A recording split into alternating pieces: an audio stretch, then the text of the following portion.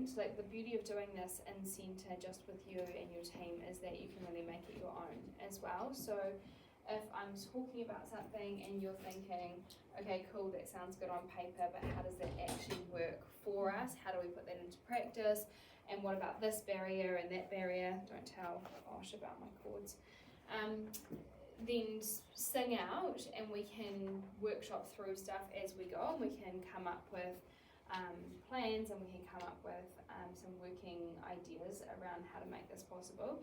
But essentially we're talking about primary caregiving, and this is something that we tend to look at as being something about infants and maybe toddlerhood, but what we're really wanting to look at is creating an approach that's going to stick and be able to roll through the rooms as well, so that this is a whole centre approach eventually. So while I'm talking, I'll refer to infants, toddlers, young children.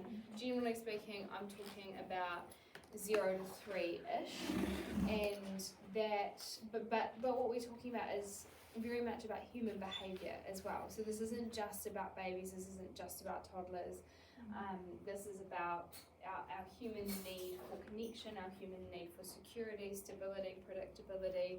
We're going to talk about attachment, we're going to talk about how attachment comes about and how we influence that, and the things that we can put into place to make this the most successful it can be for our children, for our families, and for you as well. Because a huge part of this is about increasing your level of satisfaction that you're experiencing in your work as well, that you're experiencing as a team, and really just impacting the place as a whole. So at any point, please, I know I say that I want this to be collaborative, I want this to be your session, but I know also in the same breath that I do get a bit carried away with what I'm talking about. So I'll try and check in with you. But also, if there's something that you're disagreeing with, that you're not sure about, that you want to go more deeply into, please throw something at me or shout at me or tell me to stop, and we can dig into that a little bit more deeply.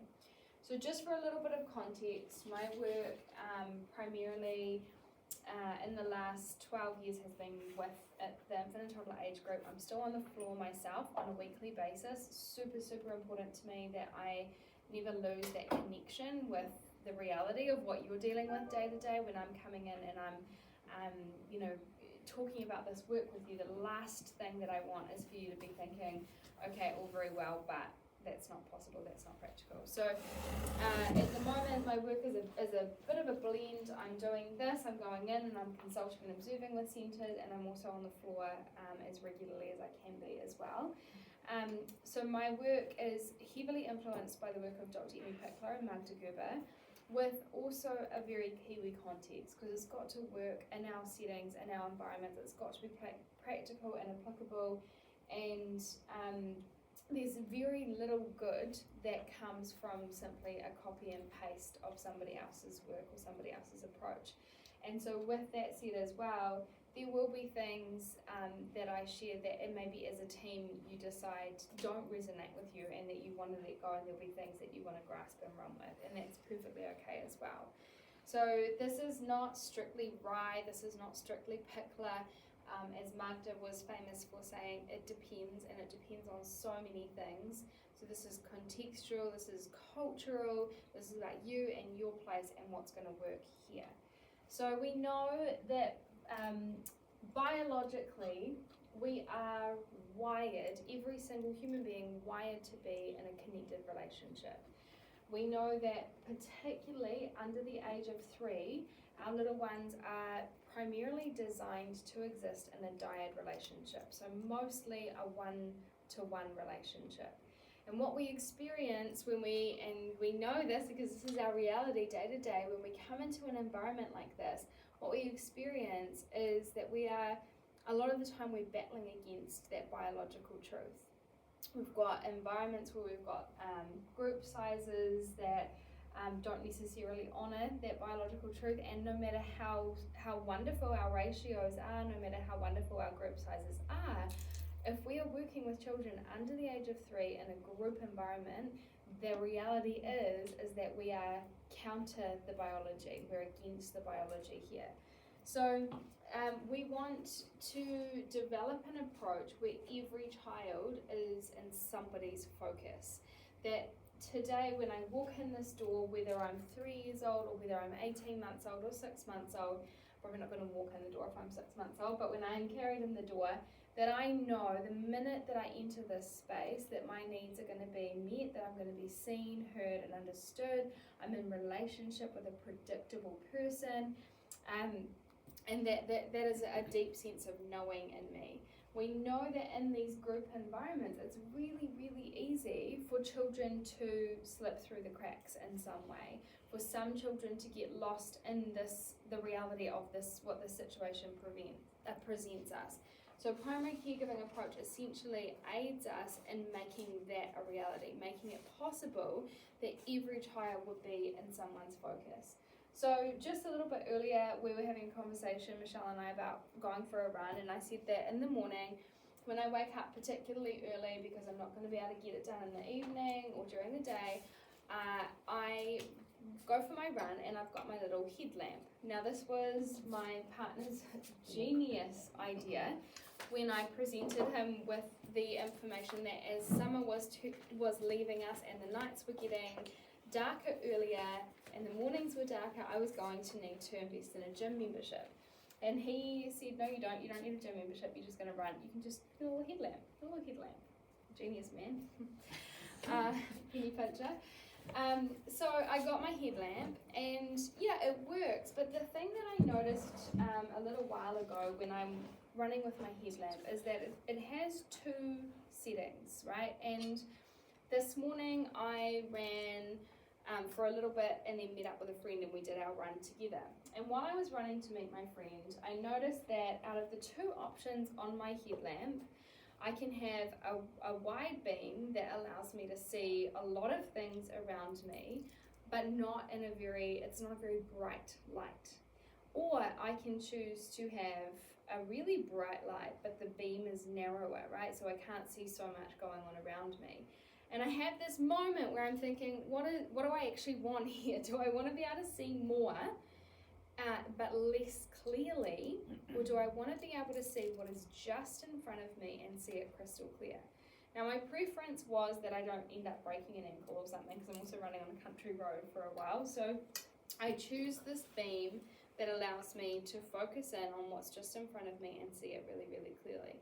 Now I have a little bit of excuse the pun, but a light bulb moment while I'm thinking about this, and I realize that this is pretty much the same thing that is happening in a group care environment when we embody a primary caregiving approach. When I am in a large group and there is a team that I'm working within, and together we are trying to meet the needs of the entire group all together, I've got the wide beam on. I can see everything, but because my point of view is so vast, I can't see everything in great enough detail to pay close attention to what I see, right? And so it made me think of this idea of primary caregiving being something that narrows that focus. And yes, that means I can see less in terms of what's going on around me, but what I am seeing, I'm seeing in a lot of clarity. And when I thought about this in terms of when I met up with my friend and we're running together, she's got her light as well. We're very trendy together, the two of us, with our high vis and our little headlamps. Looking good, ladies. Looking good. When we run together and we both have our lights on, hers is not as high tech as mine, so she doesn't actually have the two options.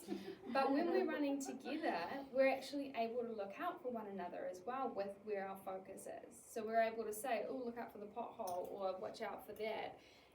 And then eventually it gets light enough and we can turn them off, put them in our pocket. But when we come together, we might think that, but if I'm just looking here right in front of me, what's going to get missed? But that's the beauty of the team. When we come together, we can use one another's focused spotlight to give the bigger picture overall.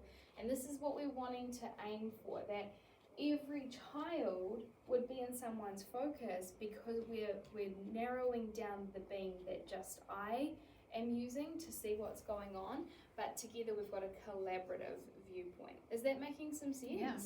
Good, because I just had that little moment this morning and I didn't really get time to marinate through it in my mind. I think it's a good analogy. Thank you, good, okay. So ultimately this is not about exclusivity. In fact, in a primary caregiving approach, there is no room for exclusivity. The moment we have exclusivity, we're in trouble. And what do I mean by exclusivity? I mean the concept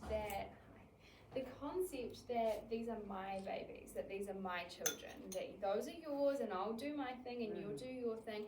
And what I see when I go in and I work with teams that are beginning on primary caregiving pathways or maybe have been in them for a while, where it's problematic, there is almost always exclusivity happening. When we're operating like islands, it doesn't work. So that's not what we're aiming for. We're wanting to aim for this cohesive approach where we can all use the spotlight that we've got in front of us to help one another to see more clearly as well. Because that's definitely the negativity that you hear from other people. You know, that's like when I've done a bit of research and I'm saying, well, have you ever worked in this? Have people, you know, but then people that have done it are passionate, they say, well, it can work, but it won't work if you do that. So that's quite key then, isn't it? It's absolutely key. And usually... Because that's kind of what it sounds like. Yeah. You know, when you first sort of, what's primary caregiving? It kind of sounds like that's what it is. Mm-hmm. But yeah, so that's good. Absolutely.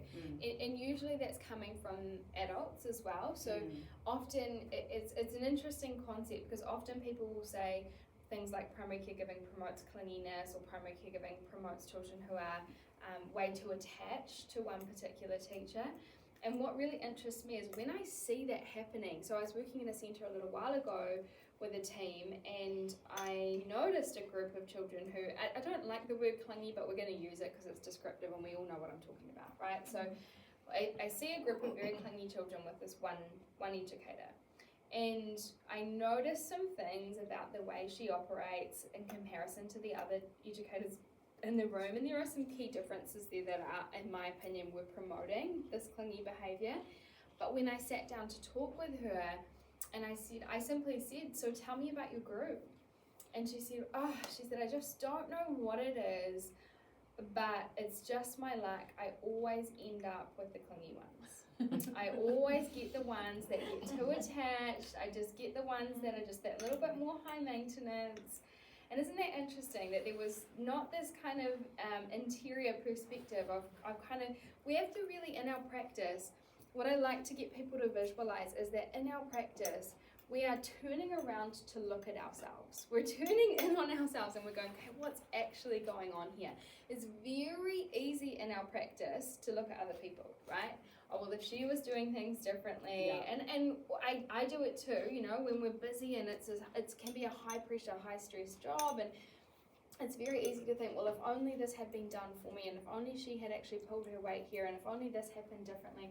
But it's a lot harder to turn around and look at ourselves first.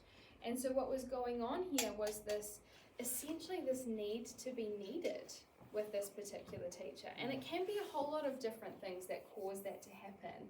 But in this instance, and we'll talk about those things as we go as well, but in this particular instance, there was this need to be needed, right? So this person would leave the room, she would say the language here is very important as well, right? So she would say to her babies, and this was the language that they used, that's my group, this is my child, these are your children. She would say, I'm going to go and have my lunch, and Sasha's here with you, and Ben will be here with you too, and I'm going to come back. And even just, she was completely unaware of this, but even just in her tone and her body language as she's leaving, she's almost saying, this is a terrible situation, and you're going to be really upset about this. And then she leaves and the babies start and they're all getting upset and she's saying, I know, it's okay, look, Sally gives really great cuddles and I'll come back. She's apologizing through her body language, through her tone. She leaves and, you know, it takes probably a good 10 minutes to get everybody settled, and there's still one that's kind of going on for a little bit longer than that.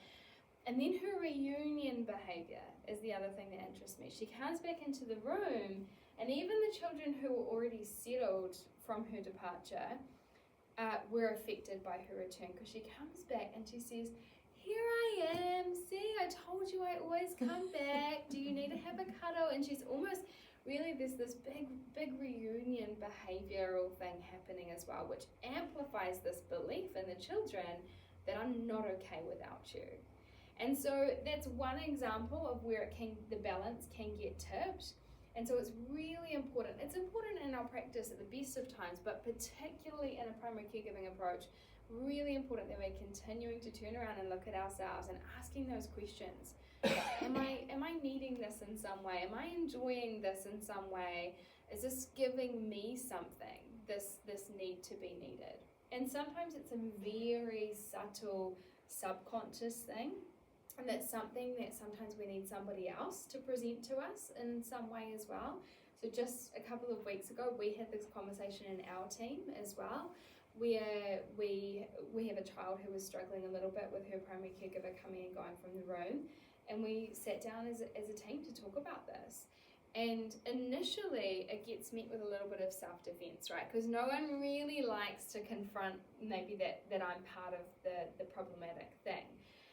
But when we break through that, and our belief about that is based on, we always base it on what we know to be true. So we know that when we enter a self-defense mode, so when someone's presenting us with something and we get a bit prickly, it's scientifically proven that when you are defensive, your IQ drops. So you're actually less intelligent while you're busy trying to defend yourself.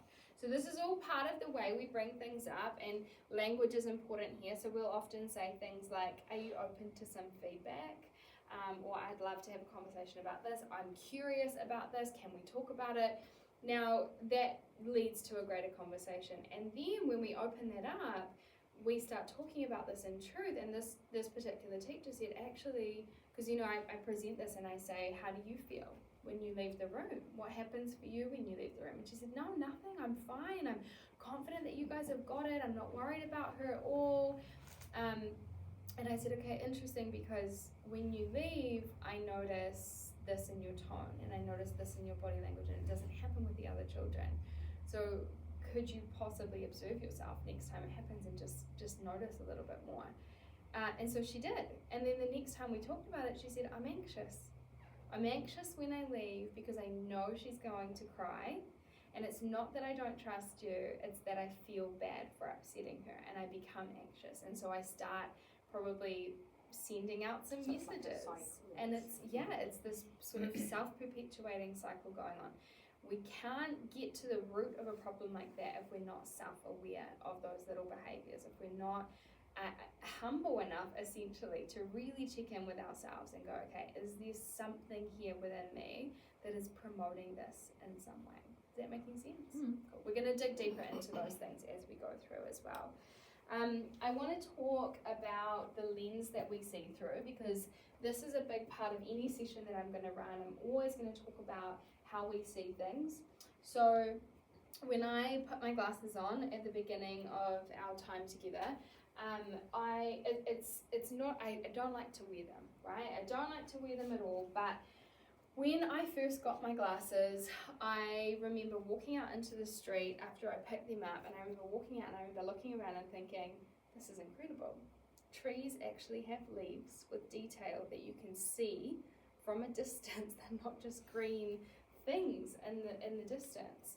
And I remember talking to a friend about that and her saying, like, well, welcome to how life's meant to be. It's been a long time, but glad you've joined us. And then a little while later, I caught up with her and I wasn't wearing them. And she said to me, what's happened to your glasses? How come you're not wearing them? I said, I just hate them. I hate that I have to take them off and put them on because they're not, my up close vision's better without them. And I said, but the main thing is they get dirty so quickly and I can't stand when they're dirty. She says, oh, you need to push through.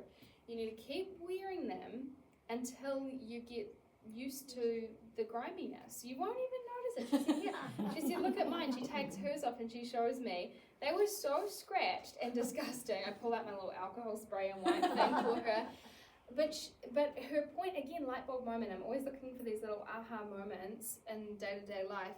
And I thought to myself, this is how we can become in practice as well. This is how we can become in relationship with the children and with one another. I get so used to the way that I see things that I don't even notice when I need to take the glasses off and give them a clean. I don't even notice when I need to go back and get a whole new prescription because I've just become used to seeing things through a blurry lens.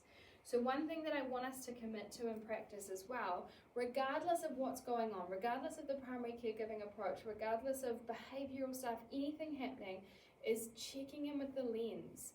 So we're wanting to commit to doing that regularly. This is part of your teacher registration stuff as well. How am I seeing things, and what lens am I seeing the children through? So the more we learn about infants and toddlers and young children, the more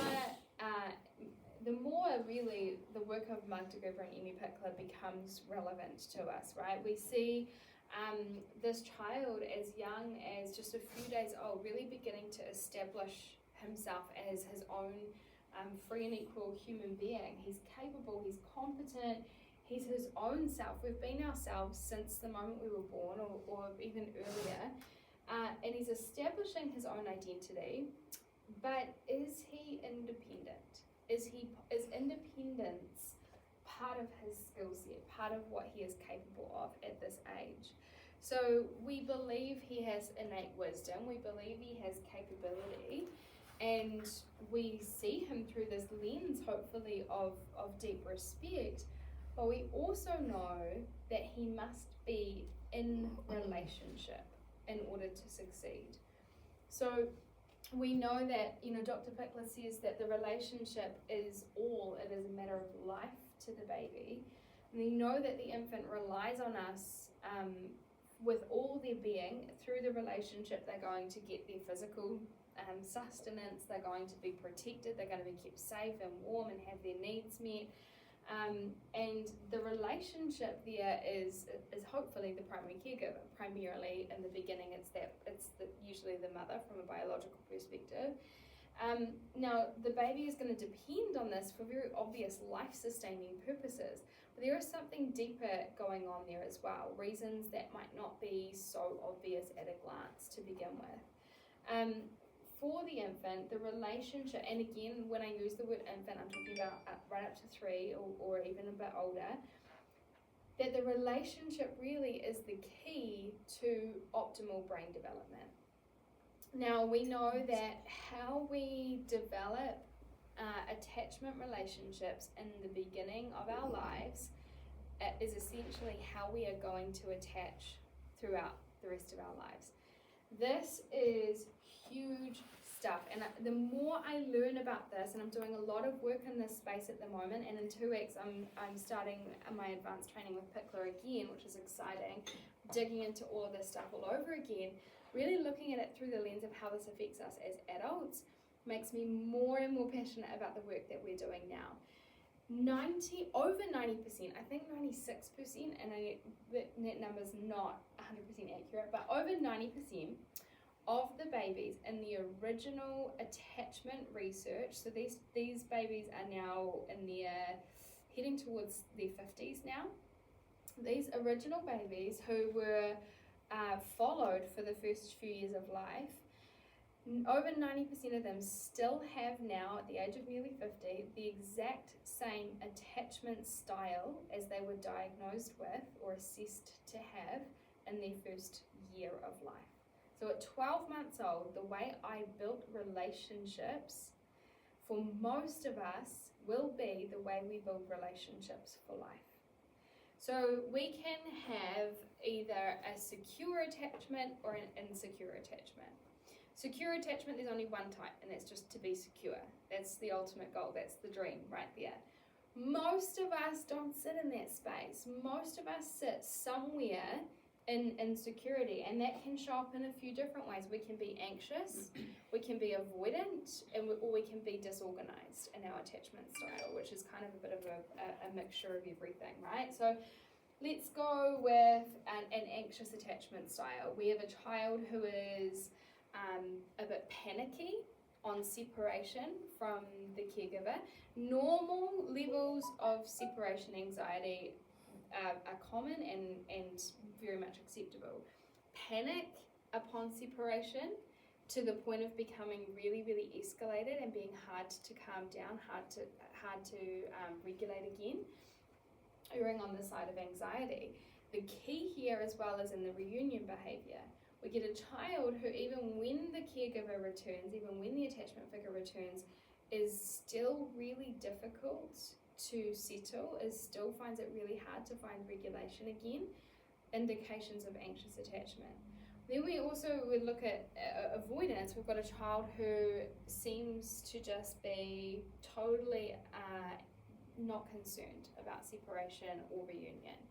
That child, in these original studies, these children, even though they appeared to be fine, internally had the most distress, the higher levels of distress than the children who were very kind of outwardly distressed, right? So their heart rates were often higher, their respiratory rates were often higher, their temperatures were often more elevated, even though they showed no signs of outward distress.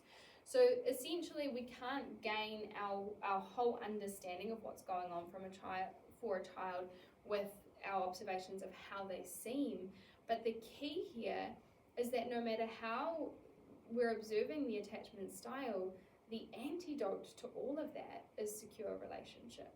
The antidote to stress, in fact, is secure relationship. So we know that the reality of a group care situation, no matter how amazing it is, puts the child into a higher level of stress than if they weren't in a group care environment. Now, I remember a couple of years ago, I was studying with Pickler, and Esther Moses, who is their director of research there, she's a clinical psychologist, she's a psychoanalytical researcher. She shared something with us that I'll never ever forget, and it struck me so deeply. She said, she shared some research and some data, and essentially when a child under the age of 12 months enters group care for the first time, on their first day of group care, a child under the age of 12 months, their risk of sudden infant death syndrome on their first day of care is 100 times higher than it was the day before. Now, I'm not sharing that to freak you out, because you actually don't need to be freaked out by it, because the risk is still so minimal. But the interesting thing here is that we know the primary cause of this is cortisol, stress hormone. So what is happening for this child is that their cortisol levels are so much higher on their first day of group care that their stress response puts them at risk, right? That's why they don't want to go to sleep, half of them. That's cute. So, and she's sharing this, and she says, she follows it up, she shares this stuff, she says, at the end of their first month, this is for a full-timer as well, the end of their first month, the risk is still 15 times higher than it was the day before they started. So it's still there, the cortisol levels are still elevated, but they've dropped drastically. And then she says, and she's talking about them, she's talking about the Pickler Institute. She says, how dare we continue to provide the care despite all that we know, right? And sometimes I think that myself. The more I learn about brain development, the more I dig into the neuroscience behind this age group, the more I think, what are we doing? And then I go, no, that's why we can't be satisfied with just being good enough. That's why we must be the best of the best. That's why we must, good enough care, and this is something Magda was famous for saying, good enough care is not good enough. It must be excellent in a professional context. A good enough parent, definitely good enough. We know that parents actually only need to be getting it right 30% of the time for their child to succeed, right? 30%, we can manage that. But an educator, that's not going to fly. And why is that? It's because of this unique situation that we're in. The stress levels are, we know the stress levels are higher. You know how it feels when you walk out the door at the end of the day? Whew, okay, leaving that behind for 12 hours, right? So we know that for ourselves, but we've built all of this management into our systems for how to cope with that. They haven't. That's why we have to be better than just good enough. We have to be pretty incredible at what we're doing. Now, if we look at stress, right? So if I get this little bowl over here, and I pick this up and I put something pretty hard inside it, this little thing here, and I am gonna shake it around, right? if I rattle that around, this is probably why this little thing is all scratched up inside, because this happens to it quite often throughout the day, I'm guessing. Now, if I was to do that and just continue on for a while, this over time they're gonna scratch one another, and it's a pretty unpleasant sound, right? Essentially what's going on here is this is stress and this is the brain. And when they come together, there's quite a bit of damage that can be done. Doesn't have to be like that. And the antidote to that is you. The antidote to that is relationship. So if, for example, I took this and I wrapped it in a soft piece of cloth or a little bit of, fluff or foam or something, and I placed it back in the same environment, exact same environment, and I repeated the exact same action, atmosphere, noise levels, social interactions, altercations, separation from mom and dad, I repeat the exact same experiment. If there is a soft buffer around this, you're not even going to hear the impact of the stress. You're not even going to experience the damage that can be done by the stress because it'll be so minimal. The soft buffer is you. The soft buffer is the relationship, the primary caregiving approach. We're wrapping around the potential of stress in a potentially stressful situation, and we are minimizing the impact of that stress on the child, on this developing brain and this developing nervous system. Does that concept make sense? Cool. So essentially, we're designed for this connection, we're designed for social engagement, social interaction is something that we all crave, we all seek it. And in the ideal scenario, a very young infant under the age of 3 would be in the care of the parent, right? In an ideal scenario, the first secure attachment that the child ever established, and then hopefully the longest one as well that they'll ever maintain. Those initial relationships with the parental figures are the longest standing attachment relationships we'll have. However, we're requiring a lot of them by placing them in an environment that asks a lot of them, that really is a separation from that biological patterning that those attachment relationships are essentially designed for. We're expanding massively on this circle of security, and it's a big, big ask.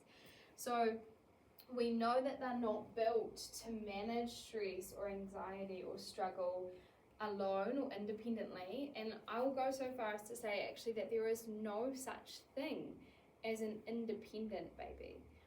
We are looking really at interdependence, right? So what we want is autonomy. What we want is a child who is really out there doing their thing, busy and engaged and really loving being in this environment.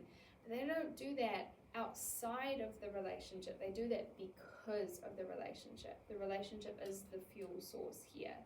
So they need to know that there is a secure base there that they can come and go from freely in order to give them the fuel to be out there in the play environment. So when we look at relationship, what I like to think about is this. It's as if we were going to the gas station, right? So say I've got to drive home and I've got absolutely no gas in my tank and I've got to get all the way home.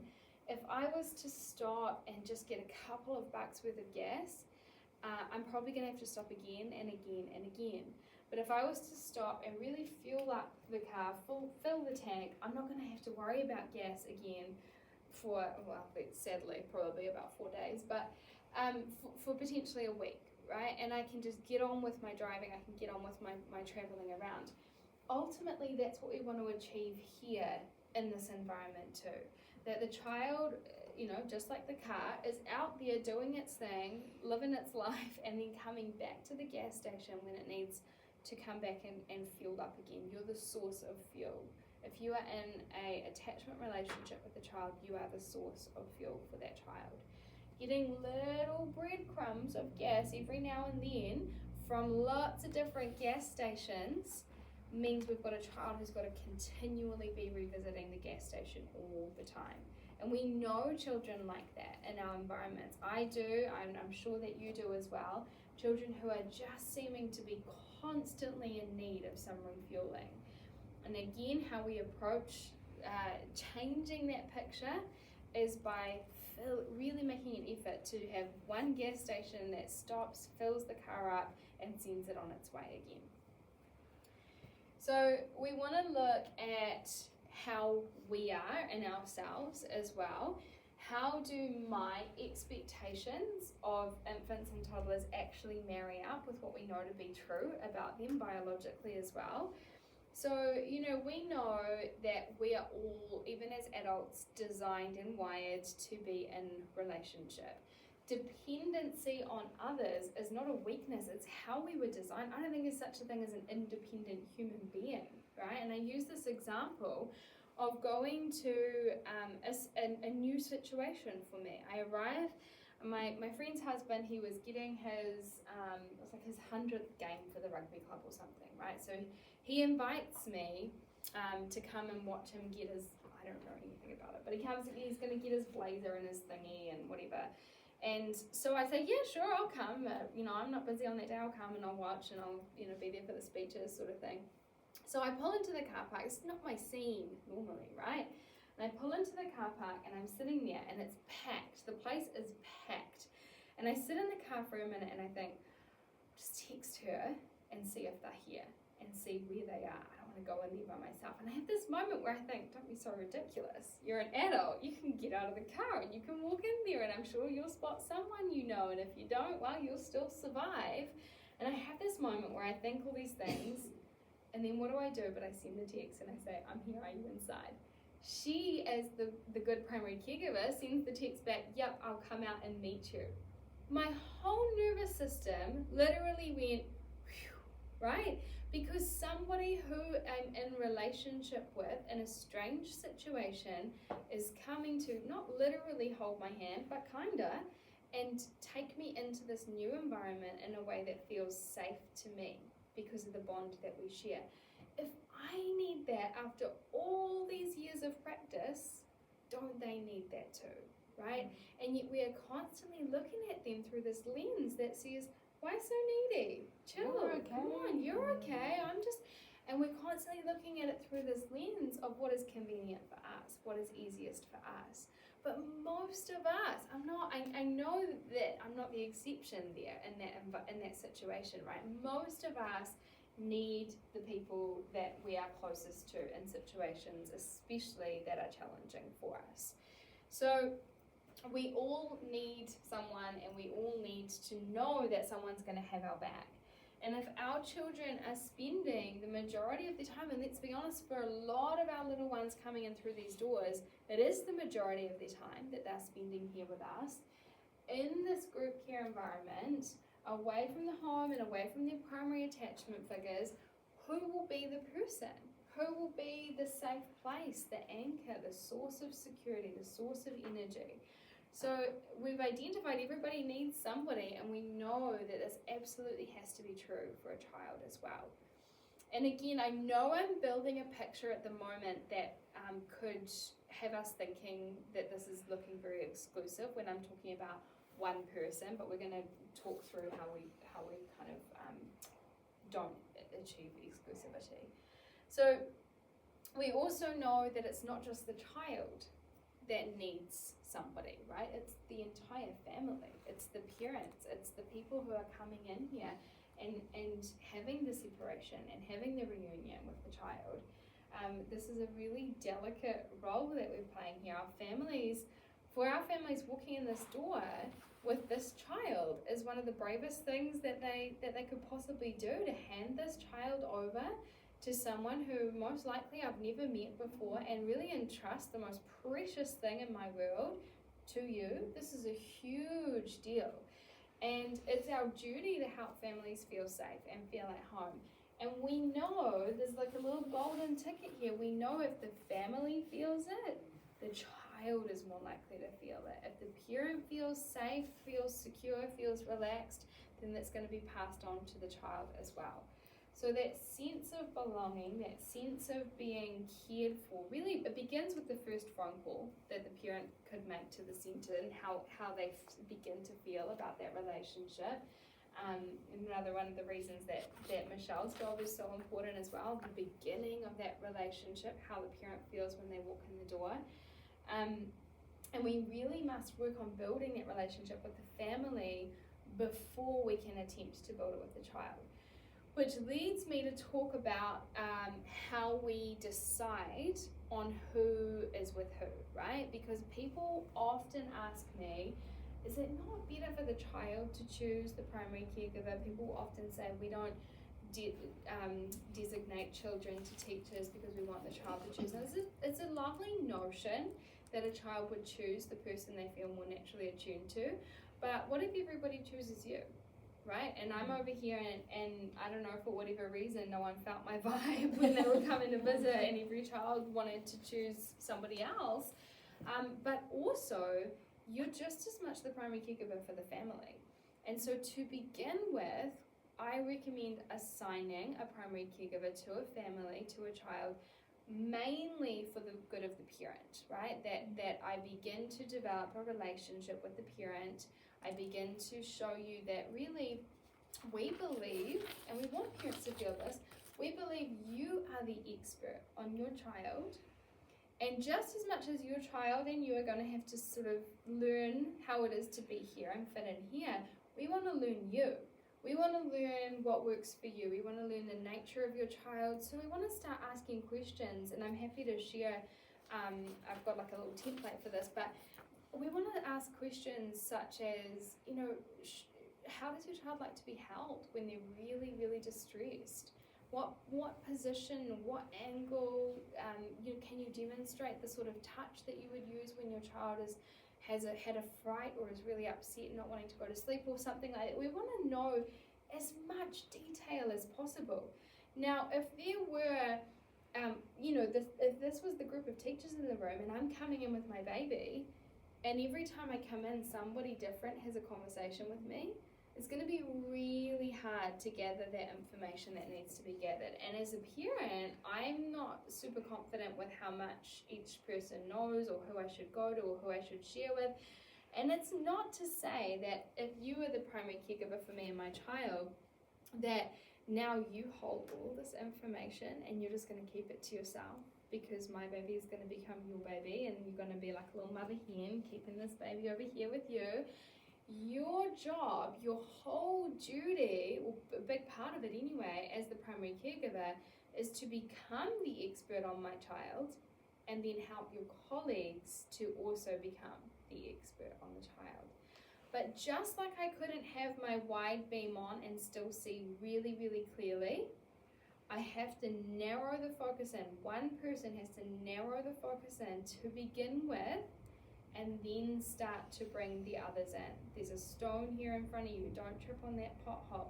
That sort of thing starts to happen when we have been the one to see all of this information first. Is that making sense? So let's say then that that's how we began, but then my child decided that he really did have a preference for somebody else in the team, naturally, he naturally gelled with somebody. Would we just soldier on as we had intended? No. If we can make a change and it works for the whole group, absolutely make a change later on down the track, if that presents itself as a necessity. We want to be open-handed with this. We don't want to be exclusive. We don't want to be black and white about it. We want to be open about it, and we want to be always looking at the situation and wondering how we could be doing things differently, how we could be tweaking and changing and moving, but we have to have a plan moving forward. What I observe when there isn't a clear plan moving forward, when we don't designate particular groups and we wait and see what happens, is complete imbalance. Way too hard for one teacher or these two teachers, or it doesn't happen, and the parents or the families don't know clearly enough what's going on, and therefore they don't have that confidence. Yeah. So if you've been able to build the relationship initially with the parent and really become the expert through their expertise, then slowly you start to involve the others in the team as well. Now, depending on numbers and group sizes, what we would want to do is we would want to work in what I refer to, and I think I've talked about this in my documentation, I refer to as cohorts or kind of partners and peers.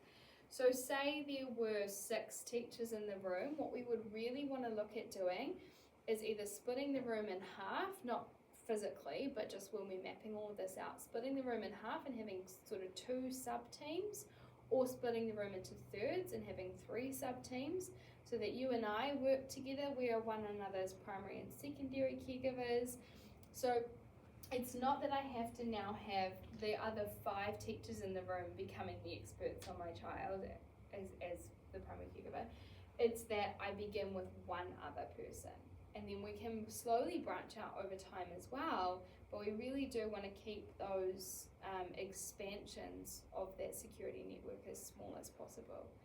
It's a big, big ask to expect a child to be comfortable to go to anybody and be with anybody.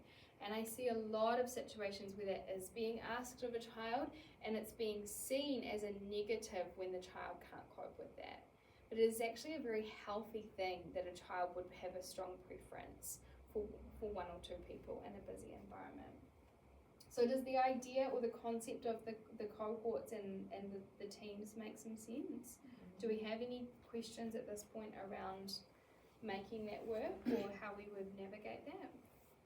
So in when you came and observed the room, you thought maybe, because that was looking just at the infant room, not the toddler room, that it would be, say if there was 18 children, there'd be 10 older children and maybe 8 little ones. Yes. So 2 would have 8 and 2 would have the 10. Yeah. Something like that would probably work. Yeah. And it would go a little bit on age group because because of their needs would be more similar. Yeah. And some teams find it easier to, say for example we've got maybe 2 littler babies and then a mixture of older ones. Some teams find it easier to not group the little babies together because the availability to the needs means then that they're going to both be needing things at the same time and I can only be in one place at a time. But it's something that we really have to kind of look at as on a case-by-case thing. And I'm much more inclined to create a plan and step forward in imperfect action and kind of go, okay, look, we're going to reassess this and we want to stick it out for a while, right? Because there's a teething period that's going to occur where people are going to go, oh my gosh, this is not working. And the last thing we want to do is change it after a week or 2 weeks when it's just a transitional phase.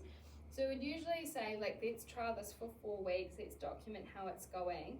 And if, for example, we split the room like that and we had all the younger ones in this group and the older ones in this group, and it wasn't working after a month, then we could look at why it wasn't working and how we could maybe split the dynamic differently. Usually it is the best way to approach it purely because their needs are just different as well. So say this group here, they have 2 sleeps a day, so that's our cohort, you and I together with this group. When we're in the dining room, they're usually outside with their older ones, and then when we are out of there, they're coming in for their lunch and their midday sleep, right? And we're out playing or whatever's going on, right? So it usually does work well like that, but it will depend on the split in the room, the ages in the room, the numbers you've got, the teachers available. So again, that's something that I would have is pretty open-handed in terms of how we go about that. And it's gonna, just when you think you've got it sussed in terms of what that looks like, you'll have a new enrollment that totally throws a spanner in the works. But the idea just being that we are minimizing the number of caregivers in one child's orbit, right? So it doesn't have to be perfect. And even in the beginning, it doesn't even necessarily have to be one person. It could be that the 2 of us are the caregivers to these children if we want to go about it slowly initially. That's okay too. We're just essentially minimizing transitions, really.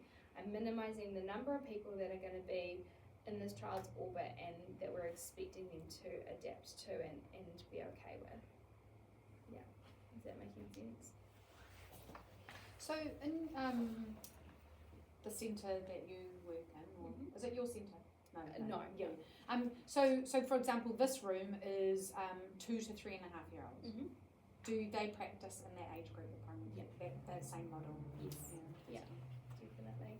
And particularly that's key for transition. So when they're coming in from the infant room and into the toddler room, we really see that transition almost as a new child coming into the centre. Yeah. And so we want to have a designated person just as much for the parents and the family. Well, we kind of try to do that with transitions, like they have transition visits and somebody from the room there and brings them, for the first week, and then,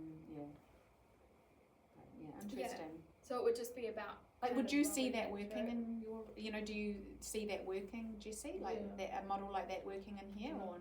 We can try. And the other thing, the cultural aspects also plays an important role. So if a Chinese parent comes, she will always try to look for a Chinese teacher whom she can connect and form relationship. Whereas an Indian comes, and they usually look for an Indian teacher to connect with. And that's usually language, huh? Yeah. And also because of language, And I think they feel more comfortable. As does the child. Expressing themselves, And so those are all things and that's what I mean when I say it's going to depend on your situation so much, and that's another reason that I don't like to sort of prescribe the age group splits so precisely or anything like that, so that when we've got a new child coming in, we can look at all of those factors and we can say, yes, this child's probably going to feel more comfortable, this parent will feel more comfortable because of the cultural connection, the language connection as well. And so all of those things are important to consider as well. There were many times when we feel that a settled parent will try to ignore you, just hand the child to someone else. Teacher. And that's tricky too because of a roster, because when you are open from 7 till 6, that's a big, and when people don't want to do the same shift, that's, because we're humans as well, but really the best thing would be that every Monday when, my child or I brought my child, that at 8 o'clock it would be the same person, but it's not. So that brings whole nother challenge. Yes, and that's where the cohort thing is so key, so that we're not creating exclusivity, because creating exclusivity, and it is essentially it's a cruelty, because people need breaks, they need to go home, they do an 8 hour annual leave. Our kids are here for more than 10 hours and we're here for 8. Yes. So And so in that situation, what we would want to do is we would want to, if it works this way, and again it's got to be flexible, it's got to work, and so potentially in a room like this a half split would be better, so that the cohorts are bigger, meaning, so say there were 3 in a cohort, 3 teachers in a cohort, there's going to be one of those 3 available in the morning and one of those 3 available in the evening, and it will always be one of the 3. The other thing about the age groups is that as the child gets older, so you might have heard me talk before about the rubber band in terms of attachment. So when I've got an infant, what I want to visualize is that there's a rubber band around us. And when the infant is very young, the rubber band is very tight and constricted, which means that the child can only be so far away from me for so long before they're going to ping back in. As the child gets older, the rubber band stretches and expands, and it's more possible for the child to be away from me physically, mentally, emotionally before they need to come back in. Well, when you stretch a rubber band, you see the little fibers start, and it's when it's at risk of snapping.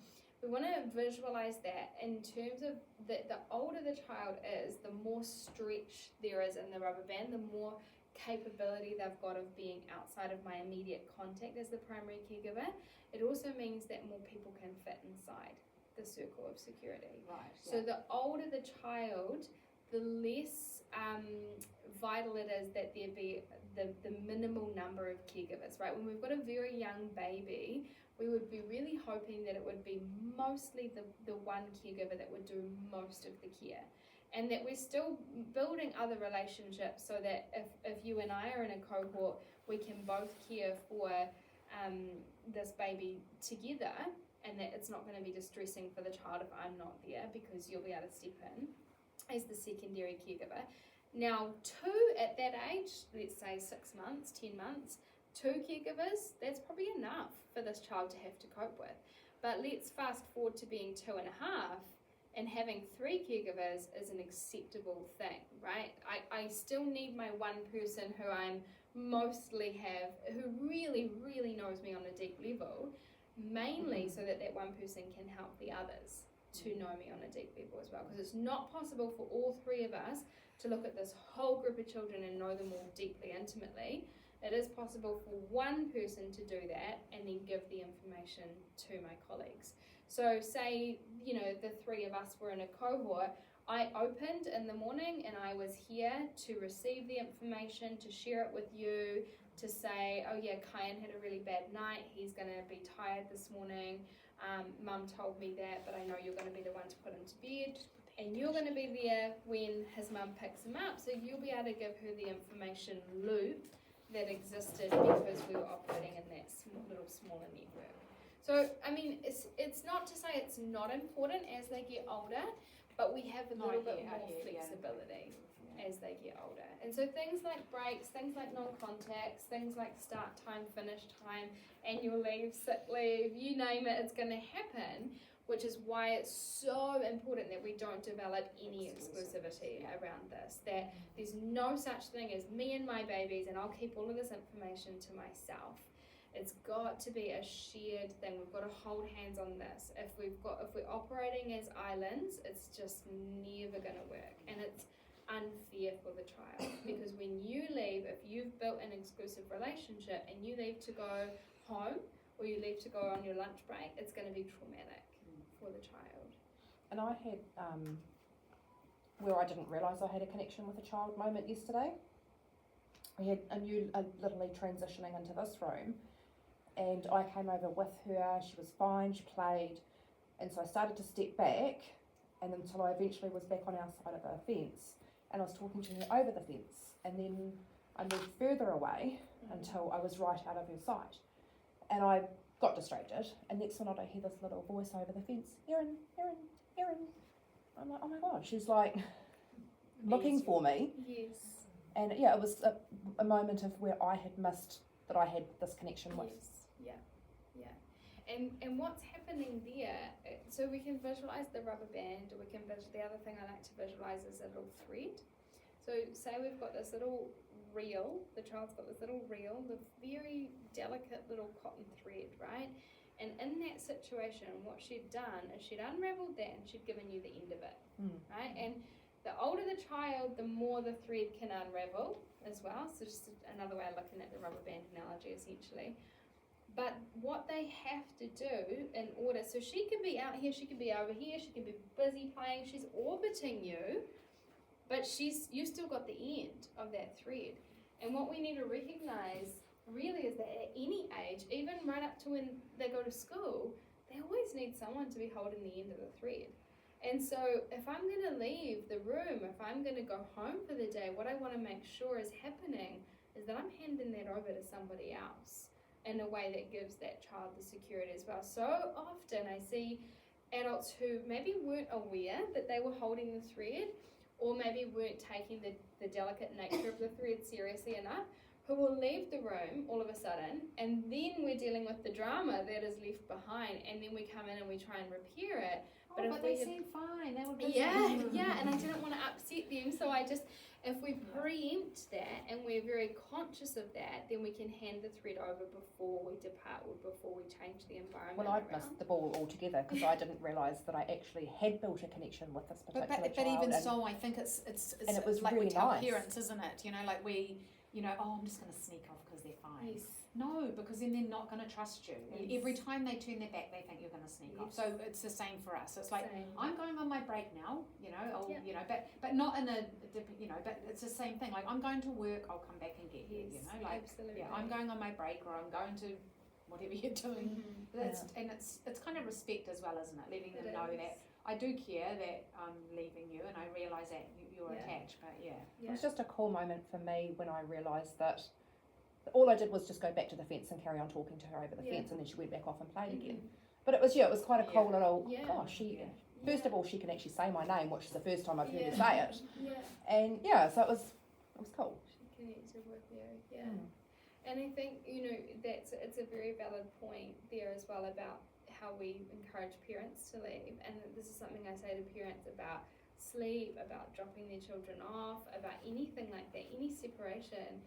When we've got this, we build a habit of sneaking around or trying to sort of, keep the peace. It is always better to break the child's heart than to break their trust, right? So if you're going to get upset because I've left, so be it. But the last thing I want is for you to see me as being untrustworthy.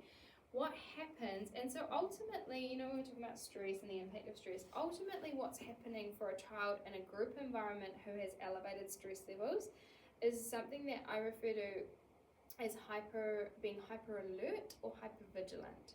So we've got a child who, say, mum is prone to just disappearing or sneaking away.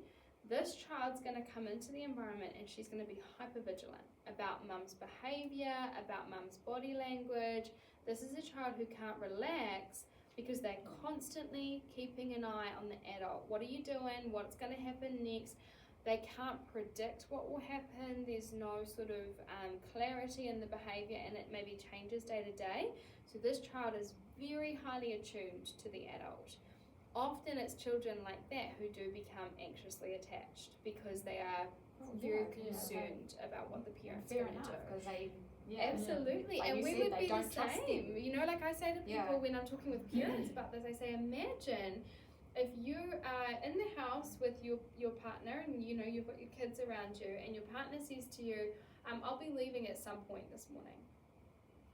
Now you're going to be doing what you're doing, and you're going to be like, is it now? Is it now? Are you going now? When are you going? What? I don't know, but at some point I'll leave. I might say goodbye, I might not. You're not going to be able to relax and get on with things, especially if you don't know when they're returning, especially if you're juggling a few kids as well, right? So we need to know, we need to have predictability in our relationships. Now, like you've said, we don't want to be dramatic about it. We don't want to be creating more emotion around it. And so our language here is really important as well. I talk to people about being breezy in their language, about being unaffected themselves emotionally. So I might be down here on the floor and I might be with a group of children, and maybe they're in my core care group. And then I might say, and here's this difference that we can create just in our body language, just in our tone. I could very easily say, now I'm going to go and have my lunch soon, and it's going to be okay because Michelle's going to be here with you. And again, I'm inviting the upset, right? I'm essentially saying, got some bad news, guys, right? Instead, what I want to do is I want to go, oh, look at the time. Getting a really hungry puku. I might go and have my kai. I'll see you soon. And then I'm going to get up. I'm going to leave. And I'm not going to look back over I'm not going, oh, it's okay. Because I trust that my colleague is going to come in, she's going to do what she needs to do, and they have a relationship with her too. And essentially, just through my whole body language, I'm showing you, no biggie, no big deal. And then I'm predictable. Because you do that every time you go for lunch, they know you're going to come back. Every single time. And I don't worry about the aftermath, even if it's going to be really stressful for Michelle the first few times I do it, it's okay. Because this is not a disaster. The crying is not a disaster. They're a little brokenhearted for now, but I'm building long-term trust because my behavior is predictable, my language is predictable. So these are the little key things that make this all successful in the long term. And these are the things to be helping one another with as well. We've got to be open to receiving the feedback where maybe I could be doing things a little bit differently. Maybe it's going to take someone to say, hey, I'm wondering how you're feeling when you're leaving the room because I'm noticing X, Y, and Z happening. And have honest conversations about that as well. Have honest conversations about what's going on for you and how things could maybe be done a little bit differently. That's the thing that's going to really help us succeed. So our babies have this desire to be seen and heard and understood by someone who knows them on a very deep level. And once again, we cannot build that on a deep level with every single child in this environment. It's just not possible. You know, you see people who have, you know, a friends list on Facebook and they've got 1,000 friends. You think to yourself, oh, I can have 1,000 friends. You don't know all of these people, I think to myself anyway. And this, again, a little real life scenario where this occurred to me. I had a friend who called me. And I picked up the phone, I saw her name, I picked up the phone, and I said, Emma Elise Hill. And she went, oh my God, I don't know your middle name. And there was this little moment where she was kind of like, wow, like almost like in her mind, she felt so known by me saying her full name that it made her realize, I don't think I know your middle name. And I laughed it off. I was like, oh, whatever. I don't even know why I said that. Like, no big deal. But I did have this little feeling inside where I was like, I think you do know, but you've forgotten. And I just had this little moment where I thought, you know, she obviously had that same feeling. It's just a silly little example, and it doesn't really matter that much. But we know how good it feels to feel known by the ones who we care about. You know how good it feels to walk in the door of someone's house and they know just the way you like your cup of coffee, and they don't even have to ask how you want to have it. You know those feelings of just being known. And, you know, if we can provide that for the children, then this is, you know, we're really meeting that need of calming the nervous system, of having the child feel so known in the relationship that those stress levels are going to be lowered, that sense of being known is there. This is going to impact their sense of belonging, their sense of empowerment. This is going to essentially be the launch pad into the play for the child. And then another little example of a situation where this was a number of years ago, and I was working in another centre, and I had this little boy in my group who, he was fearsome. He was fire. He was just absolute fire, and he was 2.5, and he had the world at his feet, and he knew it, and if he had a feeling, I knew about it. If he disagreed with me, I knew about it, right? He just really let it all out with me. Now, I remember I was going away. I was going to be away for 2 weeks, and my colleague, who was the secondary caregiver for the group, we'd had a lot of discussions about the children, and this point in time we had our group of toddlers together, and most of the time it was possible for us to put the children in our core group to bed every day. So it was usually me and Cameron, and he would have his dummy, he had a sheepy, and he would lie on his bed and he would roll around and muck around, and as long as you were sitting next to him, eventually he would go off to sleep, right? Now, I'd kind of talked to her about this, and I'd said, you know, here's how I do it, here's what he likes. He likes to do this for himself, and then he likes to hop his bed, likes to move around a bit. If you try and pat him, he will just muck around even more, so it's best if you just sit next to him, and if this happens, I say this. And I could tell what she was thinking when I was sharing this. Wow. I could tell she was thinking, you're so over the top, he'll be fine, go on your holiday, I don't want to know about it. And I could tell, but I had to let it go, right? And so I let it go, and I came back and I said, so how did it go? And you know, he would have only been in, he was in 2 days a week, so he would have only been in 4 times in that space of time that I was gone. Actually, maybe 3 in total. He didn't sleep at all. No, he slept. But here's the interesting thing. So I said, how did it go with Cam? And she said, proud as punch. She said, yeah, he was really good. She said he came into the sleep room, he lay still like a little rock, he didn't move, he didn't make a peep, he closed his eyes, and he went straight to sleep. And I remember thinking, wow, really, that's amazing. And I was putting him to bed that day, getting him ready for bed, and he was, you know, like he was just himself, and we were getting organised, and we went into the sleep room, and he stopped at the door, and he went, oh, my sheepy, my dummy. And I said, oh my gosh, we forgot them, quick, go back and get them, can't believe we forgot them. Had a laugh about it, off he raced, he came back with them. And as he came back through the dining room to the sleep room, she was walking in, and she said, Cam, what are you doing with those? You haven't had those the whole time Helen's been gone. Now here's a boy who in his relationship with me feels safe enough to express essentially a need, right? This thing is my secure attachment. I feel most comfortable when I have my sheepy and my dummy. So I said to her, oh, did he stop having them at home while I was gone? And she said, no, I don't think so. Mum never said anything, but we just never got them out of his bag, and he was fine, right? And so I imagined him, this little guy who is just literal fire, lying in his bed, closing his eyes, not making a peep. And I thought, what a horrible feeling. Yeah, it was convenient for you in the moment because he didn't cause any trouble, but what a horrible feeling that he didn't even feel that he could say, I need my sheepy and I need my dummy. But yet the minute he approached the door and realized he didn't have it with me, there was no way he was going to accept going to bed without those things. That's the kind of freedom we want in relationship. We want to be free in our relationships to say what we need. And we talk about that with our parents, don't we? When they say, oh, this behaviour of their child, it's something different. And we say, yes, because that's because you're their place. You're their person. Absolutely. They can be themselves. Yeah. That's actually a good thing that they can do that when they're at home. It's a beautiful and they sign. come here and they're like, it's scary to do that for other people or whatever. Yeah. And it's a big ask, right? Like we know, you know what it's like when you've got when you go to like a social event and you've got to be a certain way, you've got to say the right things, you've got to, actively socialize, and then you can actually just be with the people who you don't even have to think about it with, and the difference that is for you is huge on our nervous systems, right? It's massive.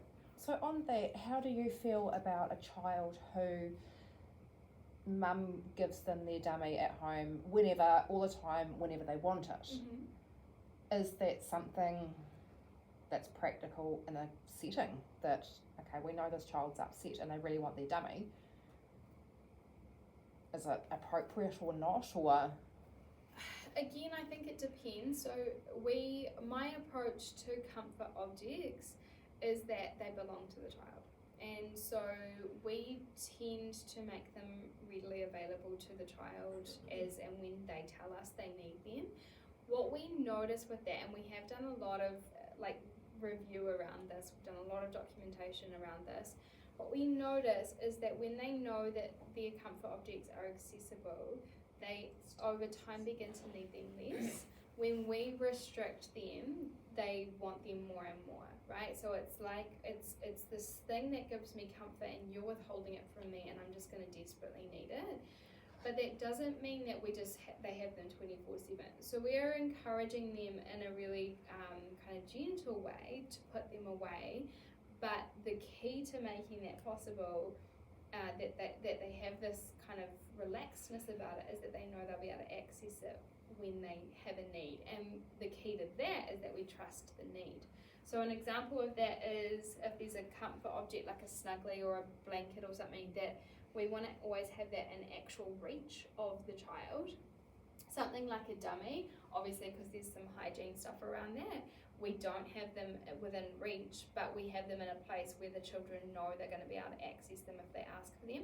For us, in all of our environments, what that looks like is, those tea caddies that you get in like a hotel room, and it's a box with different compartments and a lid, and it's got all the different tea in it. You know what I'm talking about? Yeah. It's one of those, and there's a whole lot of different compartments. The toddler room have 2 because they've got more children, and there's a label on the back wall of each compartment and the little perspex see-through door. So when they've gotten up from their sleep, for example, and they've got their dummy in their mouth and they've had their little cuddle and they've started to kind of acclimatise to the environment again, we'll usually say something like, hey, you ready to head outside? Should we put your dummy in the dummy house? Would you like to open and close the door yourself? And usually they're quite happy to do that because they're participating in it. And then we'll usually say something like, you just let me know if you need that again. Now, initially, they're going to go and they're going to want it all the time because you're freely giving it to them. And also they're testing you. Are you true? Are you trustworthy? Same thing with the leaving and coming and going thing. Are you trustworthy is the question there essentially. So as a team, this was huge because we had people who believed that was not good. We had people who believed there were going to be speech issues and all sorts, but we trusted the process. Over time, if we're all on the same page and we say things like, oh, you're telling me you need your dummy right now, I'll get it down for you, but you'll have to come inside and have a lay down here or have a sit on the couch or be inside. We can't be outside with it might get dirty sort of thing. But yeah, of course, have it. And no one questioned it. Over time, they just need them less and less and less. Yeah, But something I struggle with. Like, yes, I think they should be able to have it whenever they want, but then the hygiene. Yes. And yeah, so I'm a bit sort of in the middle on the fence. And it's a tricky thing to navigate, especially with dummies because of the hygiene aspect.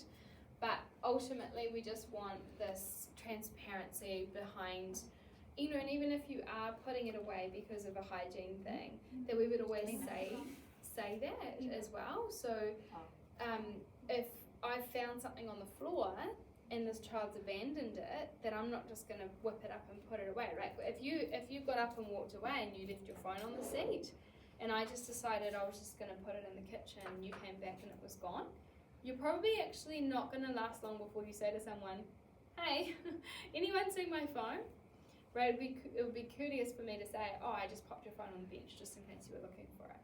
And so same thing with the leaving, very breezy, very light, but I might walk along and be like, oh, Evie's just put her casky down. I'm just going to put it over here for her in her cupboard.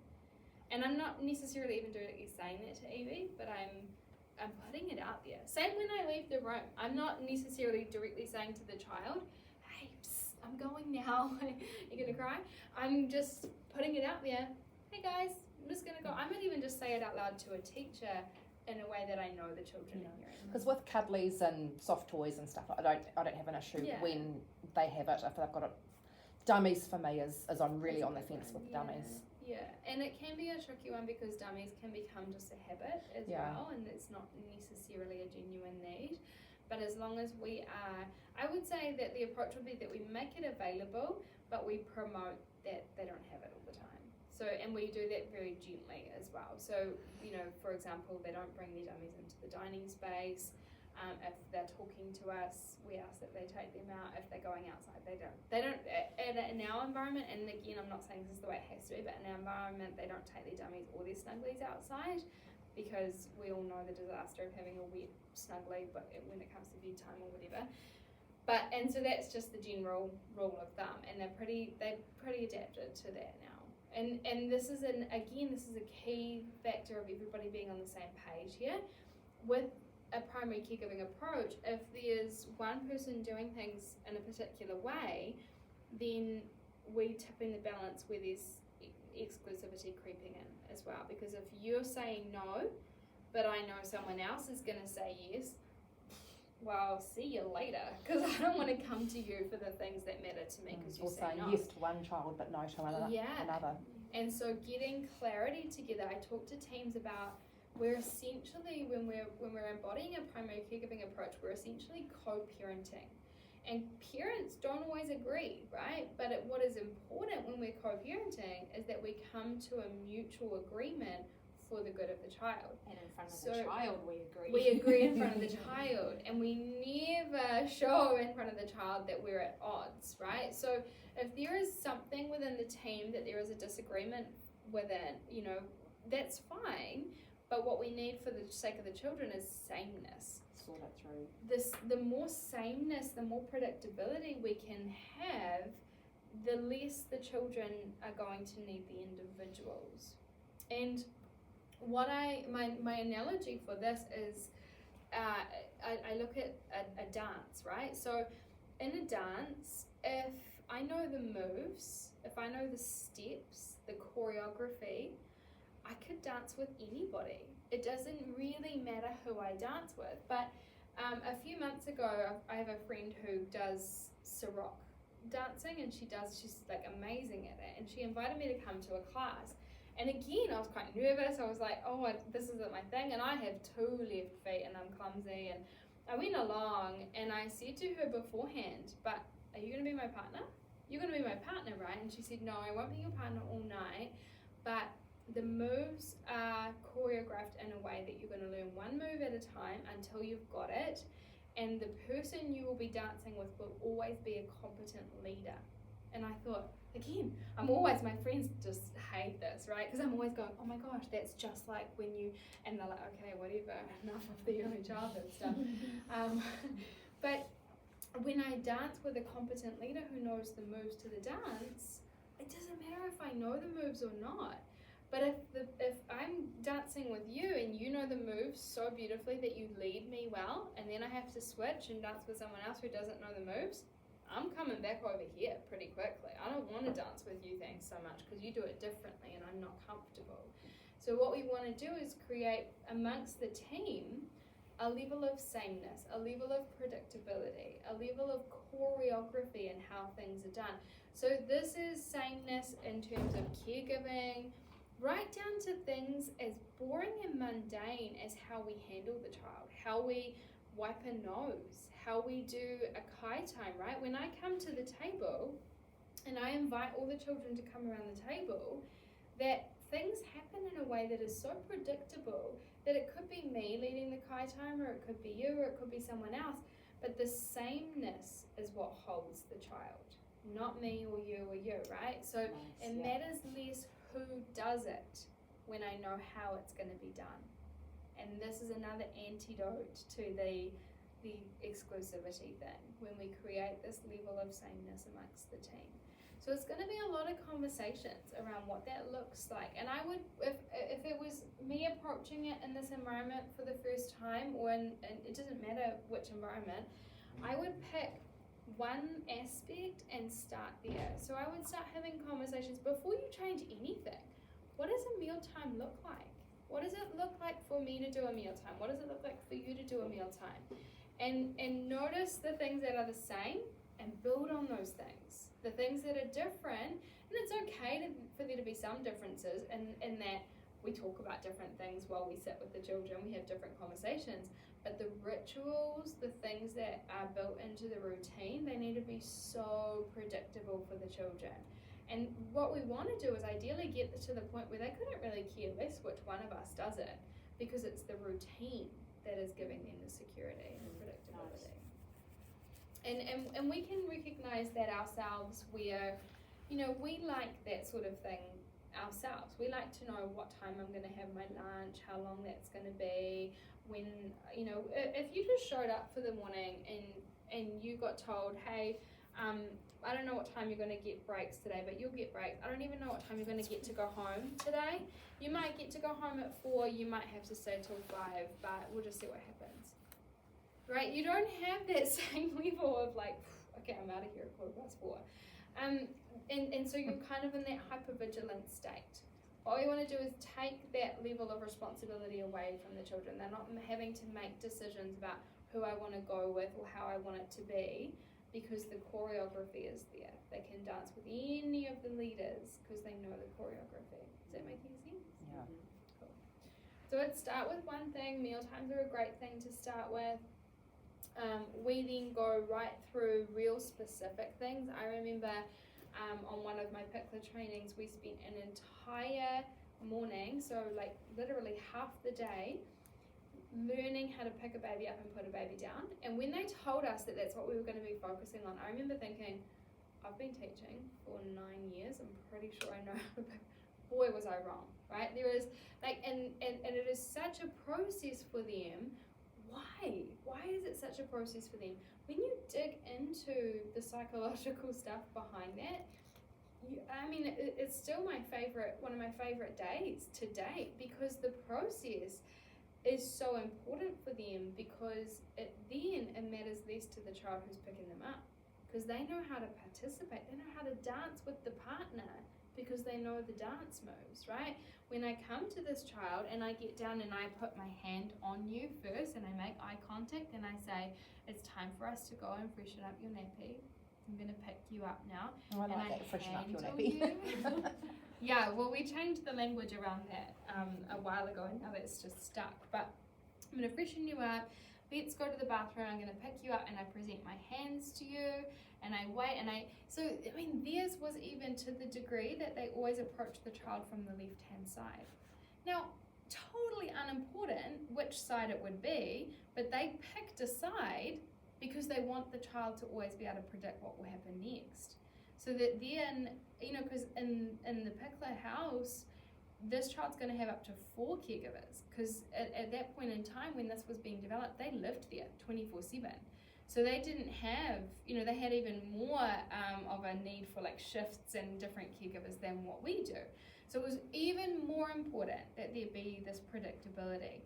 And what happened there was that you almost can't even tell whose primary caregivers were who. They have primary caregivers, but you can't, and that to me is the absolute epitome of it working well. I want to walk into an environment and not even be able to tell. And that's the best compliment we've ever had. I had a student who was with us, and after her first week when we sat down, how's it going? How's your practicum? She said, I'm confused because I thought you have a primary caregiving approach. And I said, well, yeah, we do. And she said, but in the morning you took this child from the dad and you then were the one to give him his breakfast, his bottle, change his nappy and put him to bed. but he's not in your group, right? And I said, no, he's not in my group. And she said, so why then would you do all of that with him? And I said, well, because I made the first, Dad handed me the thread, right? When Dad left for the morning, he handed me the thread. I'm not the key caregiver, but in order to, prioritize the key caregiver, I would have had to make yet another transition happen for this child. And I know enough about him because of his primary caregiver, but also because we have a choreography of care, that I know I can carry out his care routines and it will be a seamless thing for him. Because he doesn't need so much for her to do it, he needs to know how it will happen, and that's what's empowering for him. When this baby is always approached from the left-hand side, they always have a hand placed on their chest first, and then the hands get offered to them. What we see is babies 3 months old, 4 months old, lifting their little hands up, being ready to be fully participating in the process of being picked up, because they know every step of the choreography and they can dance with the leader. A beautiful, beautiful thing. And ultimately it's that's going to prevent this, I need this person and I need this person to give me my bottle and put me to bed, because they hold me differently. They do this differently. They stroke my head differently. And over time, what will happen if that's a well-oiled machine is when I go away or I go on non-contact or I leave, there's less and less information that needs to be passed on because we've established the choreography so well. Is that making sense? Any questions around any of that? Okay, so essentially what we're doing through working in this way is we're respecting the biological truth of the child. We're tuning into that biology. We know that they need the primary caregiver. We've explored why that is, hopefully, in an in-depth enough way. And so what we want to do is look at who is going to be doing that. So if we want, essentially my little mantra is we can only teach it if we possess it, right? So if I want the child to become emotionally intelligent, confident, self-regulated, I got to own that. I've got to be those things because we teach who we are. So as a caregiver, I need to be self-aware. I need to be recognizing my behavioral patterns. The beauty of our ECE network, and I've been doing a lot more work in this last year or so, and don't know if this is COVID related, but I've been doing a lot more work with home-based care, and it makes me so much more appreciative for teams because they've got it tough. They're at home, it's just them, it's all on them, right? Whereas when we're in a team environment, we've got one another. When I'm not feeling very patient, and I've got this child who is requiring just endless amounts of patience today, and I've got someone in my cohort who knows them, maybe not quite as intimately as me, but well enough, I'm tapping out. I'm not a robot, and you don't have to be expected to be robots either. If you don't have it in you today to put that child to bed, don't do it. Pass that on to somebody else, and someone who is more regulated, might not be the primary caregiver, someone who is more regulated is in a better position to help that child. We need to normalize that as well. Again, there's just no space for the exclusivity factor there at all. So this is, it's a challenging role. It's full of emotions. It requires everything we've got. We've got to become self-aware. So asking ourselves the question, why am I impatient? Maybe I'm not the best one to deal with this. Why does this trigger this response in me? So for example, for me, one of my things that is just an absolute button press is a whinging or a whining or a nagging child, a constant, kind of incessant thing. My team members, my colleagues know that. And in a team environment, you're also each other's primary caregivers. And so being able to say, coming from this kind of unbiased place, being able to just say, I don't think I'm the best person for this right now. Are we able to swap out? Or to notice that in your colleagues as well is a real gift. And it's a gift to the children. But when I'm holding all of this responsibility of me and my babies, and it has to be me, and I've got to be the one that does it, or we have that belief as a team, those things aren't possible because I believe it's got to be me who does it. It's got to be me who changes Which the builds nappy. more stress actually for you if you're not feeling it that day. Absolutely. And then it's just this self-perpetuating cycle all over again. And we've got to be natural about it as well, you know. I think, and I observed this in my own team this last maybe couple of weeks, just creeping in. And it's probably because we've had a few changes in the team, and then there always needs to be a bit of a realignment after that, but we hadn't really done that. Where I noticed some things happening that I wasn't 100% happy with, where, for example, Makai has arrived in the morning, Zana has settled him in for the morning, but she's not the primary caregiver. And then Marisa will arrive, and she'll come in and she'll automatically just take over with what needs to happen next for him because she's the primary caregiver. This is kind of, and this again, like we've been practicing in this way for so long, but these things can creep in over time. And what happens then is we're not utilizing an opportunity, which would have been a beautiful natural situation for Zana to build her relationship with him. She's not the primary caregiver, but she has settled him in the morning. She could then be the one to give him his bottle, change his nappy, give him his bottle, put him to bed.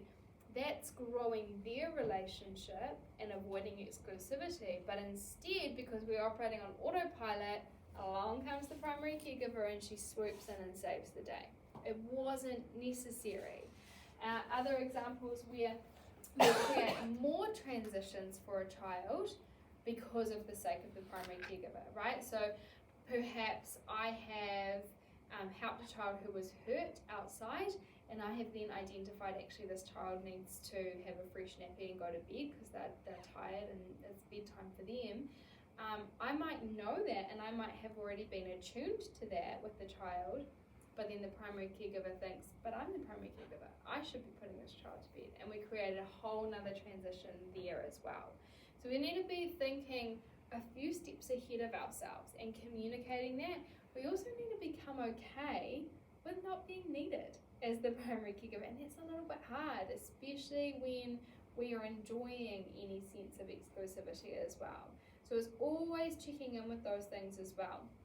If it's seeming hard to be building those kind of secondary relationships or wider, we want to look for the little windows of time where it's going to be more natural or easier for the child. So say, for example, I know that with Layla, when she wakes up from her sleep, she's the happiest she's going to be all day. That moment where she's woken up from a good sleep and she's just going to be settled for the next sort of half hour is her good window. If I'm the primary caregiver, I'm going to say to one of my colleagues, hey, if you're the secondary caregiver or maybe the third, I'm going to say, Layla's awake, I just saw she's awake. I think it would be a really great opportunity for you to spend some time with her. Would you like to go in and get her up? Usually she likes to sit and have a story and a cuddle, and then she's happy to put her dummy away, and then we do X, Y, and Z. I'm giving you a window of opportunity to build a relationship with a child in a way that we know is likely to be successful. I can only know that about her because I had the spotlight on her first, and then I'm helping you to be able to see this picture as well. And then I'm intentionally helping you to build a relationship with her as well, so that there's no exclusivity. Does that make sense? So there's no such thing as an independent baby. There's no such thing as a baby who can successfully self-regulate either, not really under the age of 3. So co-regulation here is what's going on. So we know that in the first 3 years of life there are 1 million neural connections taking place every single second. Isn't that mind-blowing? It matters to what those connections are being made to, right? Do I feel safe? Do I feel secure? Are my needs met? Am I heard? When I have emotions, when I have feelings, when I have overwhelming feelings, are they being reflected back to me in an emotionally intelligent way? Are those connections to feeling safe and secure or otherwise? And those things really matter. We are the difference maker there. If I am self-regulated, then I can help the child to co-regulate as well.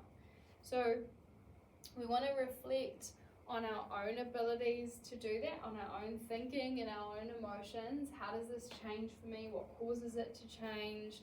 How does tiredness impact me? Are there times where I really should step away and get someone else to come in and deal with this in my place? I need to know that I'm modeling my ability to self-regulate and therefore inviting the child into that space as well. When I'm calm and I'm even-keeled, I can support the children to also do that. And I'm much more able to think things through rationally as well when I'm looking at this as a team and a network as well.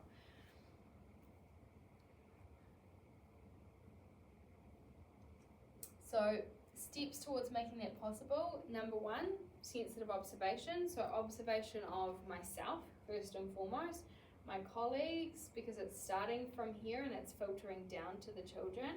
I'm looking at the children as well through that lens of sensitive observation. I'm paying attention to those little individual cues and gestures. First of all, partnering with the parent to learn all of that information about the child, then looking to become professional on the child myself before I start to bring other people into that and start to invite you in as well. So that's little things like, yeah, I noticed that when Harry is tired, he starts to get a little bit red around his eyes, and Mum said that he'll play with his ear as well, so if you could be looking out for that, then that's going to be helpful for you too. All of these little things we've got to think about as becoming essentially the manual on this child. And I can only learn that really through my partnership with the parent and then that sensitive observation. And when I've got the manual, I just cannot keep it to myself. I really have to make sure I am sharing the manual with my team members. Otherwise, I'm promoting exclusivity. When we are looking at our choreography, we're wanting to be inviting the children into that all the time. And when we do that, when we're talking to the children about what's going on as well, what we're noticing, what we're doing, how they're responding, what we're also doing is we are creating language that becomes part of the choreography for the wider team network. So, for example, our language around, we don't say, come to the bathroom, I'm going to change your nappy. We say, hey, let's get you fresh, or let's go and freshen you up. It's not a big deal. I'm not saying it's wrong to say, let's go and change the nappy. But the language that we use is part of the sameness, is part of the approach of the consistency, the predictability. When we are talking through that all the time, it's just as much for our colleagues and the adults in the space as it is for the children. This becomes part of that choreography. And then as the child, when I know what will come next, how it's going to look and how it's going to feel, I'm empowered to participate. I'm not a passive recipient. I'm not just a passenger while you do things to me. I can fully participate in this, rather than just kind of, receive what you're doing. And that just is simply through how we are with them. So we need to consider that really every situation where there is a change in circumstance is a transition for the child, coming from outside to inside, having my face wiped so I can leave the table, going from my arms to your arms so that I can go on my lunch break. All of these things are transitions for the children, moving from the play to washing my hands. And these transitions can be very disruptive for the brain, especially for our toddlers. This is actually more key, well, I don't know if it's more key, but it maybe their struggle with it is more obvious when they're toddlers, because their whole MO and when they're toddlers is to disagree with us, right? So yeah, I would definitely agree with that transition, and that's why we try to minimise the transitions in this, like why we've changed to rolling mat times and why we've changed like lots of things. I mean, eating times and I mean, a lot of changes that we've made in here is because of that, to try and minimise transitions or make them feel like there's not the transition. Yeah, absolutely. And then within that minimising of the transitions, that consistency and predictability is the key there as well. So I know that when I've had my hands wiped, then this is going to happen, and then the next thing, and that is the same. The little cues within the care are the same from caregiver to caregiver as well. So again, it's mattering less who's going to do it. I'm relaxed in the how it happens. Sort of like when I don't know if you're similar to me in this way, but when I go to the dentist, for example, anything like that, I really like to know what's happening. What is that thing you just turned on that's making that horrendous noise? What is that doing? What are you about to do? I want to know. And it doesn't mean anything's going to change, but the knowing of what's coming next gives me the chance to prepare myself, gives me an empowerment. Otherwise, I'm just laying here at your mercy with what you're doing to my mouth, right? So talking them through things. And again, the key with talking them through things is we're never actually asking them for permission if it's something that we have to do anyway. And I see this all the time. I see this, teachers set themselves up for failure where they'll say, can I change your nappy? Or are you ready for bed? Or can I wipe your nose? Now, if I'm 2, what's my favourite word? No. And so then we're stuck, right? It's like, yeah. So I have Can you help me tidy up? Yeah, I have to wipe your nose anyway now, and you've just said no. And now I'm teaching the opposite about consent to what we really want to be teaching. So instead, the dentist really isn't going to say, can I use this on your teeth? Because if I say no, well, I may as well not have come to the dentist, right? But what I want is like an informed consent thing. So what I want to do is I want to say, hey, it's time to get you ready for bed. Would you like to walk or shall I carry you? It's time to wipe your nose. I know you really don't like it, but I have the tissue here and I need to clean your nose. And I'm going to give you like a 10-second window to either respond or turn your head away, but then I'm going to do it anyway because I have to. Same thing with changing the nappy, same thing with wiping the face or the hands. Putting you in your car seat. Some things we can't choose. Yeah. But making them feel like they kind of have participated. Yes, yeah. So the question is not whether we do it, the question is how will you participate? How would you like to be part of this? And we're giving you this consistent participatory option, but the option is not whether we do it or not, right? And so we're kind of always talking them through these things, giving them consistency with how it's going to happen, mattering less who does it then, but the option is not whether or not we do it, right? So those two things are very different, and I think I see a lot of mixed messages around that, I suppose, where we think we need to ask a question.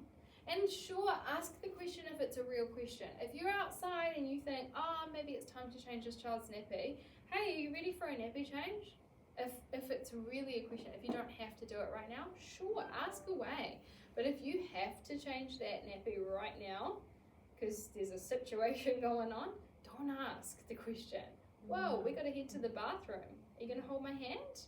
Or are we going to race inside? Like whatever it's going to be. Making sense? I think as well, the other thing I would say with transitions is that where they are necessary, particularly around things that are sensitive, like bedtime or like having a nappy changed, the more predictability we can build into the little cues around that, the better. So I want to know that once I've come into the bathroom and I've had my nappy change, I'm going to go to my basket or my cubby and I'm going to get my snuggly and my dummy, and then you'll have my bottle ready for me, and then I'll be taking, rather than it being a here, there and everywhere situation, those cues built in. I know it's not always possible to make it happen that way, but the more predictability we can have built around those sensitive transitions, the less vigilance is needed in the brain for the child, the less they're having to go, okay, what's going to happen next? And then how hypervigilance manifests is tricky behavior, right? A child who is hypervigilant often is a child who is showing us really challenging behavior, because essentially that whole nervous system is freaking out. The nervous system is saying, I'm not safe, I'm not secure, I don't know what's going on, and so I'm just going to lash out or push boundaries or cause some issues here and make you really hear me, because I'm in some kind of cognitive unrest or distress. So again, we've already touched on this a little bit, so I'm not going to go too deeply into this, but I do get asked, is there such a thing as a negative attachment or an unhealthy attachment? So we'll explore it from the child's perspective first, and the answer is no. A child will be as attached as they need to be. From the adult's perspective, absolutely yes. If there is any sense from the adult that they need the child, they need the attachment with the child, that they are getting emotional satisfaction from the relationship with the child, then that's where things get very wonky. So, and cuddles and affection and all of that are a beautiful part of our job. I'm not saying they're not, but when we need them to fill the gap for us, then that's when we start to create that negative attachment. So we want to really visualize ourselves as being an anchor for the child, but we know, or a harbour, right? A ship returns to the safe haven of the harbour when it's really stormy at sea, but they also get to leave again. The gates don't get locked, right? That we're not holding them here. We want to be a launch pad for them as well. In fact, one of the signs of a really secure attachment is that the child isn't sticking like glue to the caregiver, that they're actually out doing their thing, knowing they can return and they'll be met with comfort and reassurance and security. Because if we're not meeting them with that, if we're doing the whole, you're okay, no, you don't, then we're creating potentially insecure attachment. If you don't get it right in the beginning, if you don't settle them properly right from the visit, then it's and it just goes on and on and on and on. Yeah, and that's the thing, they never spread their wings. And it's not to say we can't overcome that, but it becomes a lot harder. Yeah. And we're undoing. If we get it right at the beginning. Yeah. Absolutely. And we can help parents with that as well. When parents, so say for example, we've got a parent who maybe ignores the other teachers and gravitates towards one teacher because of cultural reasons or language reasons. If we can help that parent to understand the importance behind what we're trying to do and why, and we can also help the parent with their separation and reunion behaviour, and it depends. I know that culturally there's different reasons behind things as well, but if we can appeal to the belief that every parent just wants the best for their child, right? So whether they want their child to be the smartest or the happiest or the most clever thing that ever graced the earth, we can appeal to that as well. We can say things like, we know that your child is learning the most and getting the most enrichment when they are settled and happy in the play environment. Here's how we get there. Here's how we know we can help them achieve that. When parents know we're on their team, they're much more open to hearing what we're trying to sell them, right? When they think that we are anti them or we're not seeing their perspective. So this is the role of the primary caregiver as well. Get to know that parent. Get to know those aspirations. Get to know what's going on for them. How do you feel when you leave the room? How are you feeling when you come in and you do your drop off in the morning? Parents are often surprised when we ask that question because no one's ever asked them that. How do you feel when you walk in the door in the morning? Obviously, we don't want to have those conversations in front of the child, but it's important that we're really understanding what's going on for the parent, and then we can speak to those needs rather than speaking against what the parent's got going on as well. So again, that transparency, that being that launch pad, we're not pushing them away, because that just makes them cling harder, right? We're not saying, no, you don't need me, you're okay, Kim's got you, I'm gone, you'll be right, she gives great cuddles, but we've got this almost lightness and breeziness about how we deliver messages, about the language that we use, and the key as well is that we trust each other.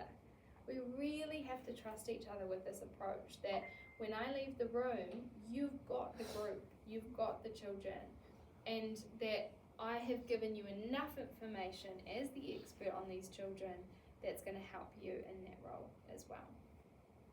So I'm asking myself all the time, does my relationship with the child seek to empower them or overpower them? Does it seek to, so we have language like, similar to my example before of me and Cameron with Laura, she would say things to me like, oh, he's acting out because he knows you too well. Or he doesn't do that for me. He's only doing that because he's too close with you. And to me, it's the same as with the parent, right? When the parent comes in the door and you've had this child who's just been so impeccably behaved all day, and the parent walks in the door and the wheels just fall off, it's because their safe place has just walked in the door, and now I don't have to worry about it anymore. I can let it all out. And that's hard to be that person, but it's also a privilege to be that person. That you don't have to mind yourself around me. So the other ones, there are things like, oh, he's too attached, he cries, he wants to be close, or, he's fine while you were gone and he only cries when you're back, sort of thing. Secure attachment also means being a safe refuge. And so sometimes it means you're going to cop it. You're going to cop the ugliest, most unappealing behaviour, the more challenging behaviour, but we want to be the safe refuge. If a child feels he can let his guard down rather than having to be on guard all day, then we've done a beautiful thing for that child. And if we're all approaching even behaviour in the same way, if we've got consistency there, then it shouldn't take long for it to not be happening all with me. It should be that the child can do that with at least one other person other than me. So the care remains the core of the whole approach. The care is really the basis of this whole approach. So we're looking at caregiving as curriculum, even in this toddler room, even in the next room. The older the child, the more able they are to reconcile their needs outside of the caregiving. But the younger the child, the more they need to come back to the gas station. And the care moment really is the gas station. Why is it so important? Because this child, little Chloe, she has been out here living her life all day, all morning. She has not had a moment where she has been one-on-one with anybody until Marisa took her to the bathroom to freshen up her nappy. This is her moment in the gas station to fill up this tank with her primary caregiver. That's the only place she gets that fuel from, is in the relationship. Make it count when you've got the opportunity. You don't have to manufacture opportunities for one-on-one with them if you are present in the care, because the care needs to happen anyway. I've got to wipe your nose, I've got to give you a bottle, I've got to change your nappy, I've got to get you dressed, I've got to put you into your bed. So when I'm with you, I'm going to be totally present, using this opportunity that naturally presents itself to fill up your little gas tank. I'm not then going to have to spend much time creating opportunities for one-on-one. I don't have to manufacture those because they exist within the caregiving situation. So we want to be as close to 100% present in these moments as possible. I've already had that little quote, but I pop it in, it's one of my favourites. So we know that the play and therefore the learning are the result of that child who is emotionally satisfied first, right? So being able to check in with the primary caregiver, being able to come into the care situation and being refueled completely through the care, the mealtime, the bottle, the nappy, the bedtime, whatever it is, means that the child has the fuel to go out and to do the work that they need to do away from us. So then let's put this theory into practice. What does this look like? How does this work? We want to create that culture of predictability. We want to rely really heavily on our philosophy and on our approach and fall lightly on the individuals. So spend a lot of time, before you change anything about how you're doing things, spend a lot of time really looking at those core pillars of how you are, how you do things. When you have that really solid, it's going to matter a lot less who does it, right? And therefore removing the risk or minimizing the risk of that exclusivity. We want this to be our solid base. Then it matters less who's carrying out those care situations. So make those really solid first. This is what's giving them that security and the confidence to participate, even if it's a different person today or a different person in this moment. And if you are falling heavily on your philosophy, then it's not about what I believe or what you believe or how you think things should be done or your preference for doing things a certain way. It's a decision we've made as a team or as co-parents for the good of the children. It's going to involve compromise. It's going to involve letting go of some ideals, and maybe things don't happen exactly the way I want them to happen or you want them to happen, but we come to a place where we do things this way for the children. We want to have that person dedicated to the child from the very, very beginning, but we're also going to make that decision to be open and to be flexible. We want to create a system that's going to work here in this environment, that isn't prescriptive, that is open to being adapted and shifting and changing. And because the care is still being held central, the rest of it can shift and change a little bit as well. So, with the primary and secondary caregiver, because we've got that choreography, even though I'm not the primary caregiver, I can still carry out the care for this child because we know the dance moves together. Initially, in that very beginning, in that really delicate phase of settling in, we really do want it to be the primary caregiver as much as is possible. And then slowly, as the expert, I'm bringing you in. And then once you've been brought in, then maybe we look at bringing in a third person, depending on the age of the child as well, so that we've got less risk of the exclusivity, and it's going to be then easier for the child when I'm not here.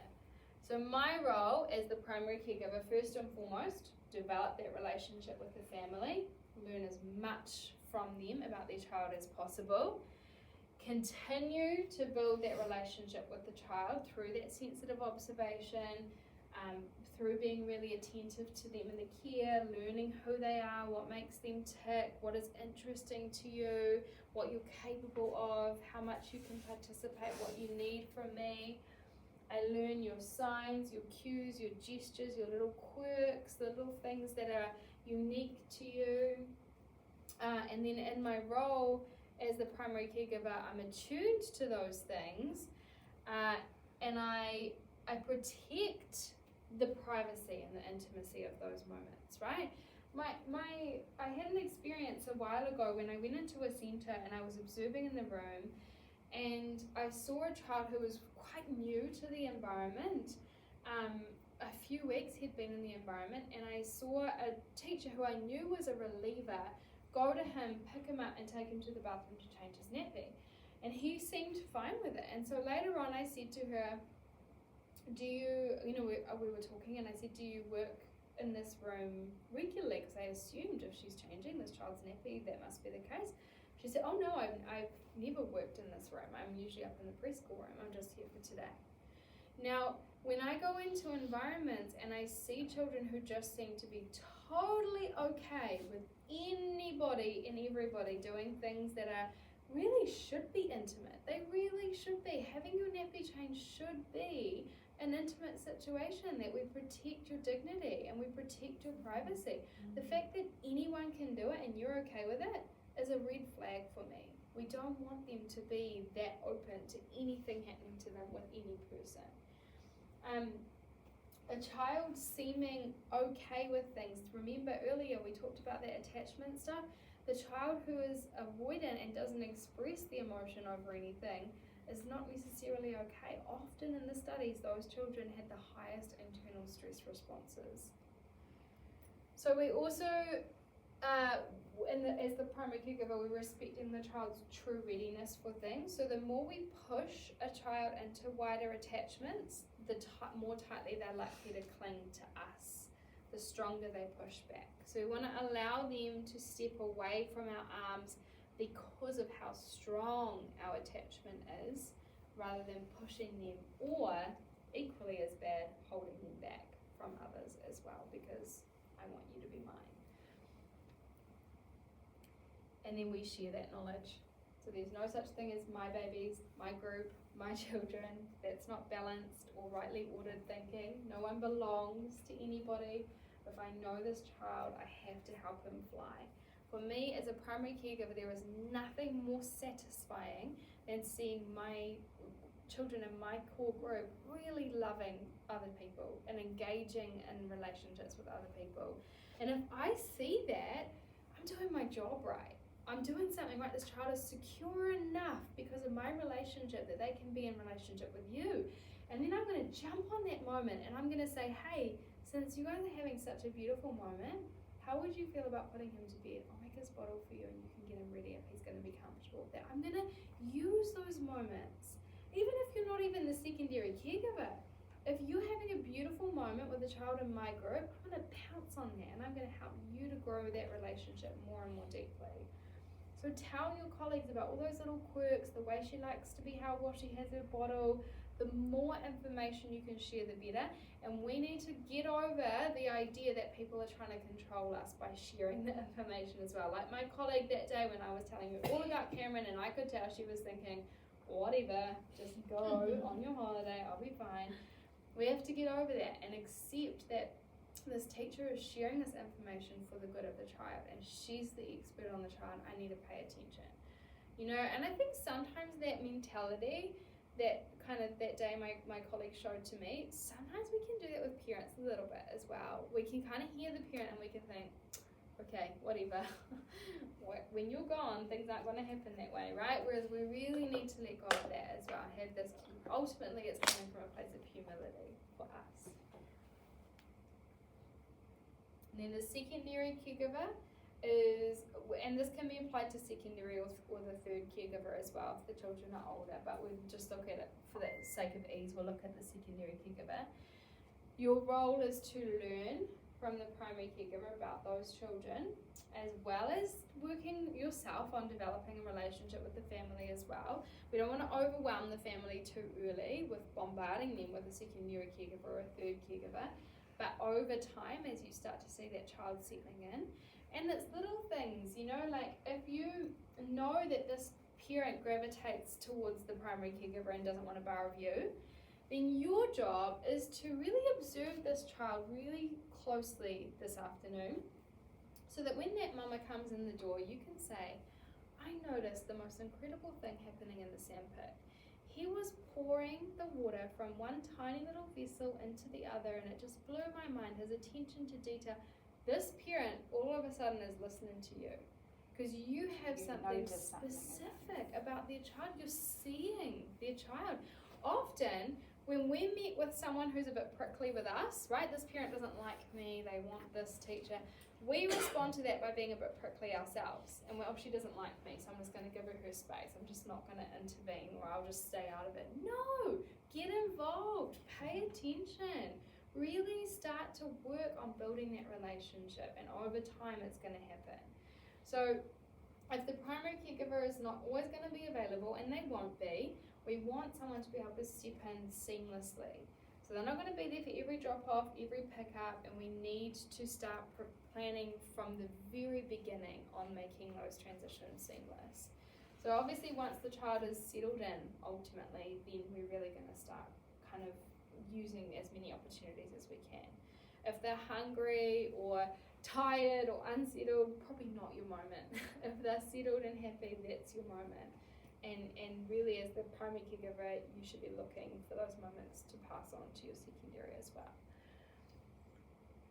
The other thing that is really important is that we're not just getting one voice on things like documentation, observations, assessment. So sometimes I see exclusivity might not be happening on the floor, but it can happen in the documentation. So I don't know if this is going to be part of how you do things as well, but generally speaking, it just works better if this is my core group. I'm also responsible for their portfolios and their book work.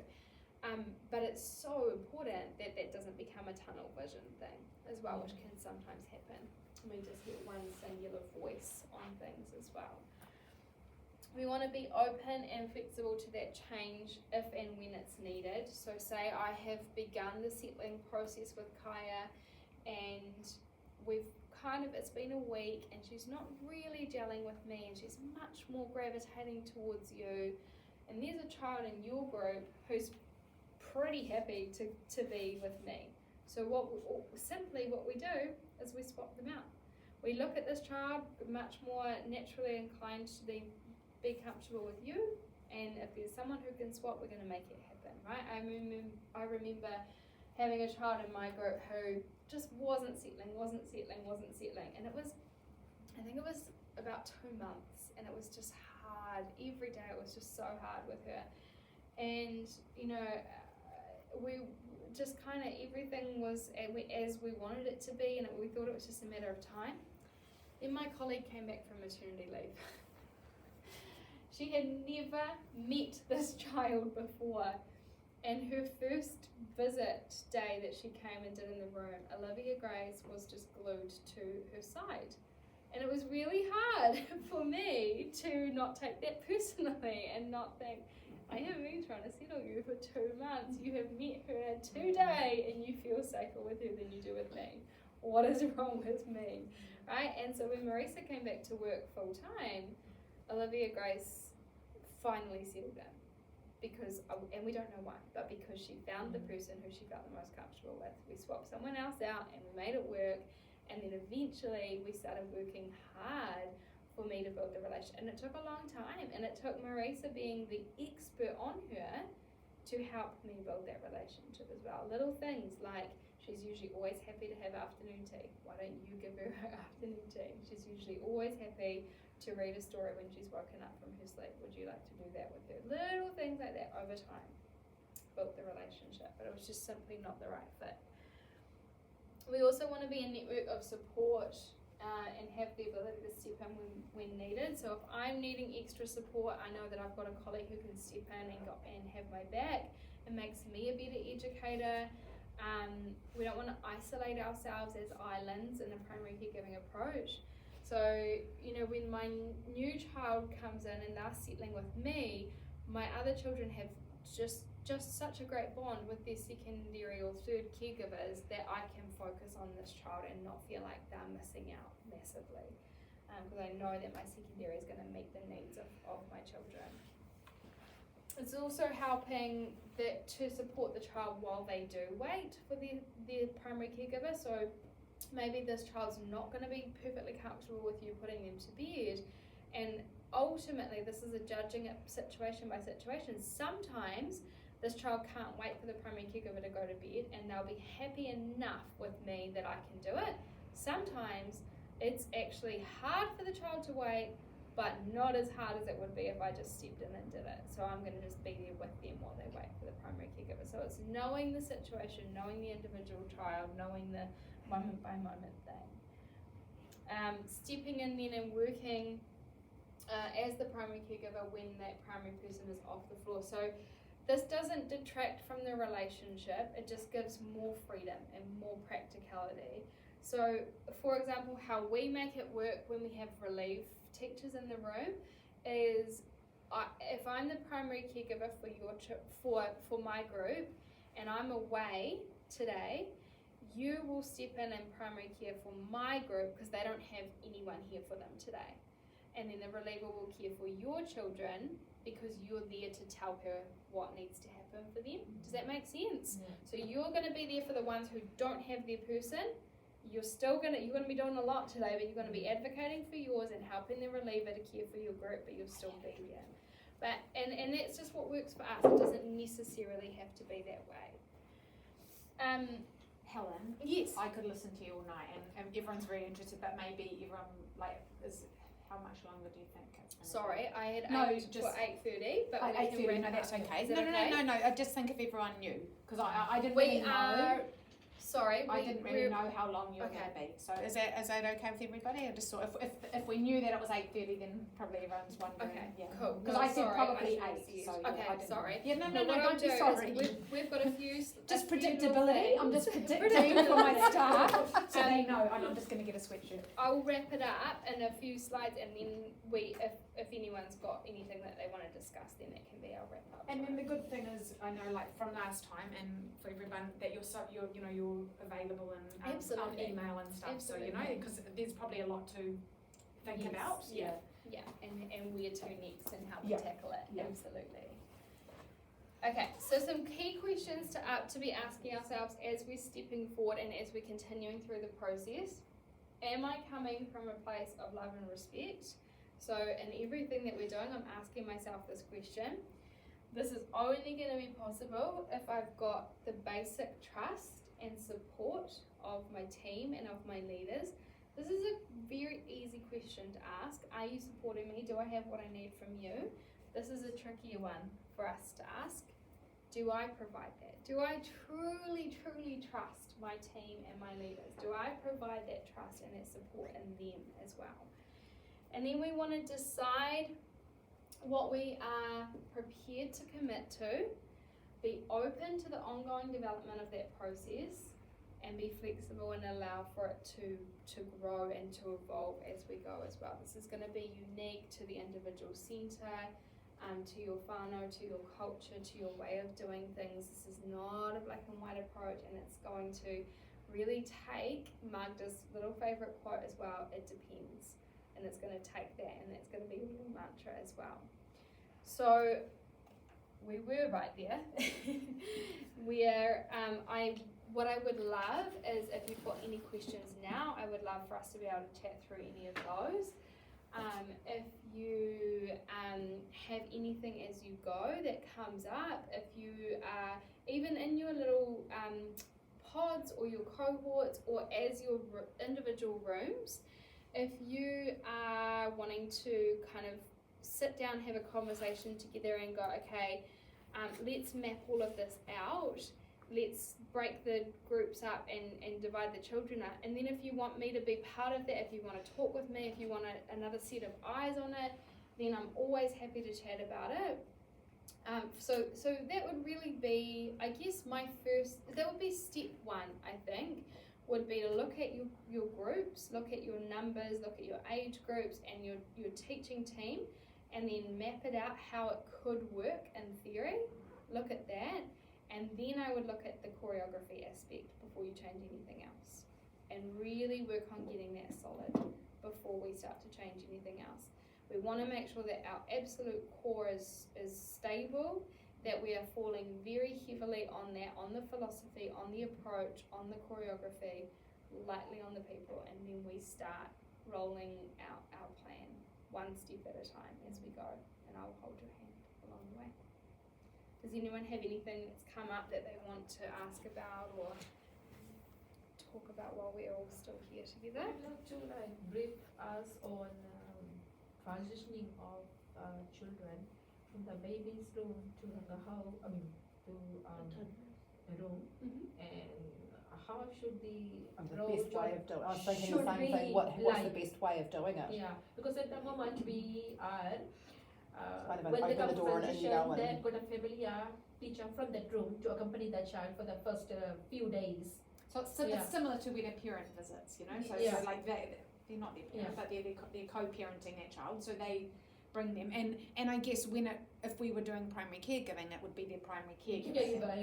They bring them, And sometimes that means a bit of one of the other staff from here would have to go there, or you know, That's exactly how we do it as well. So someone from the toddler room usually goes into the infant room, and one of us will come up to the toddler room with the child or the children who are transitioning. Ideally, they come with their primary caregiver, and we spend time with the new primary caregiver.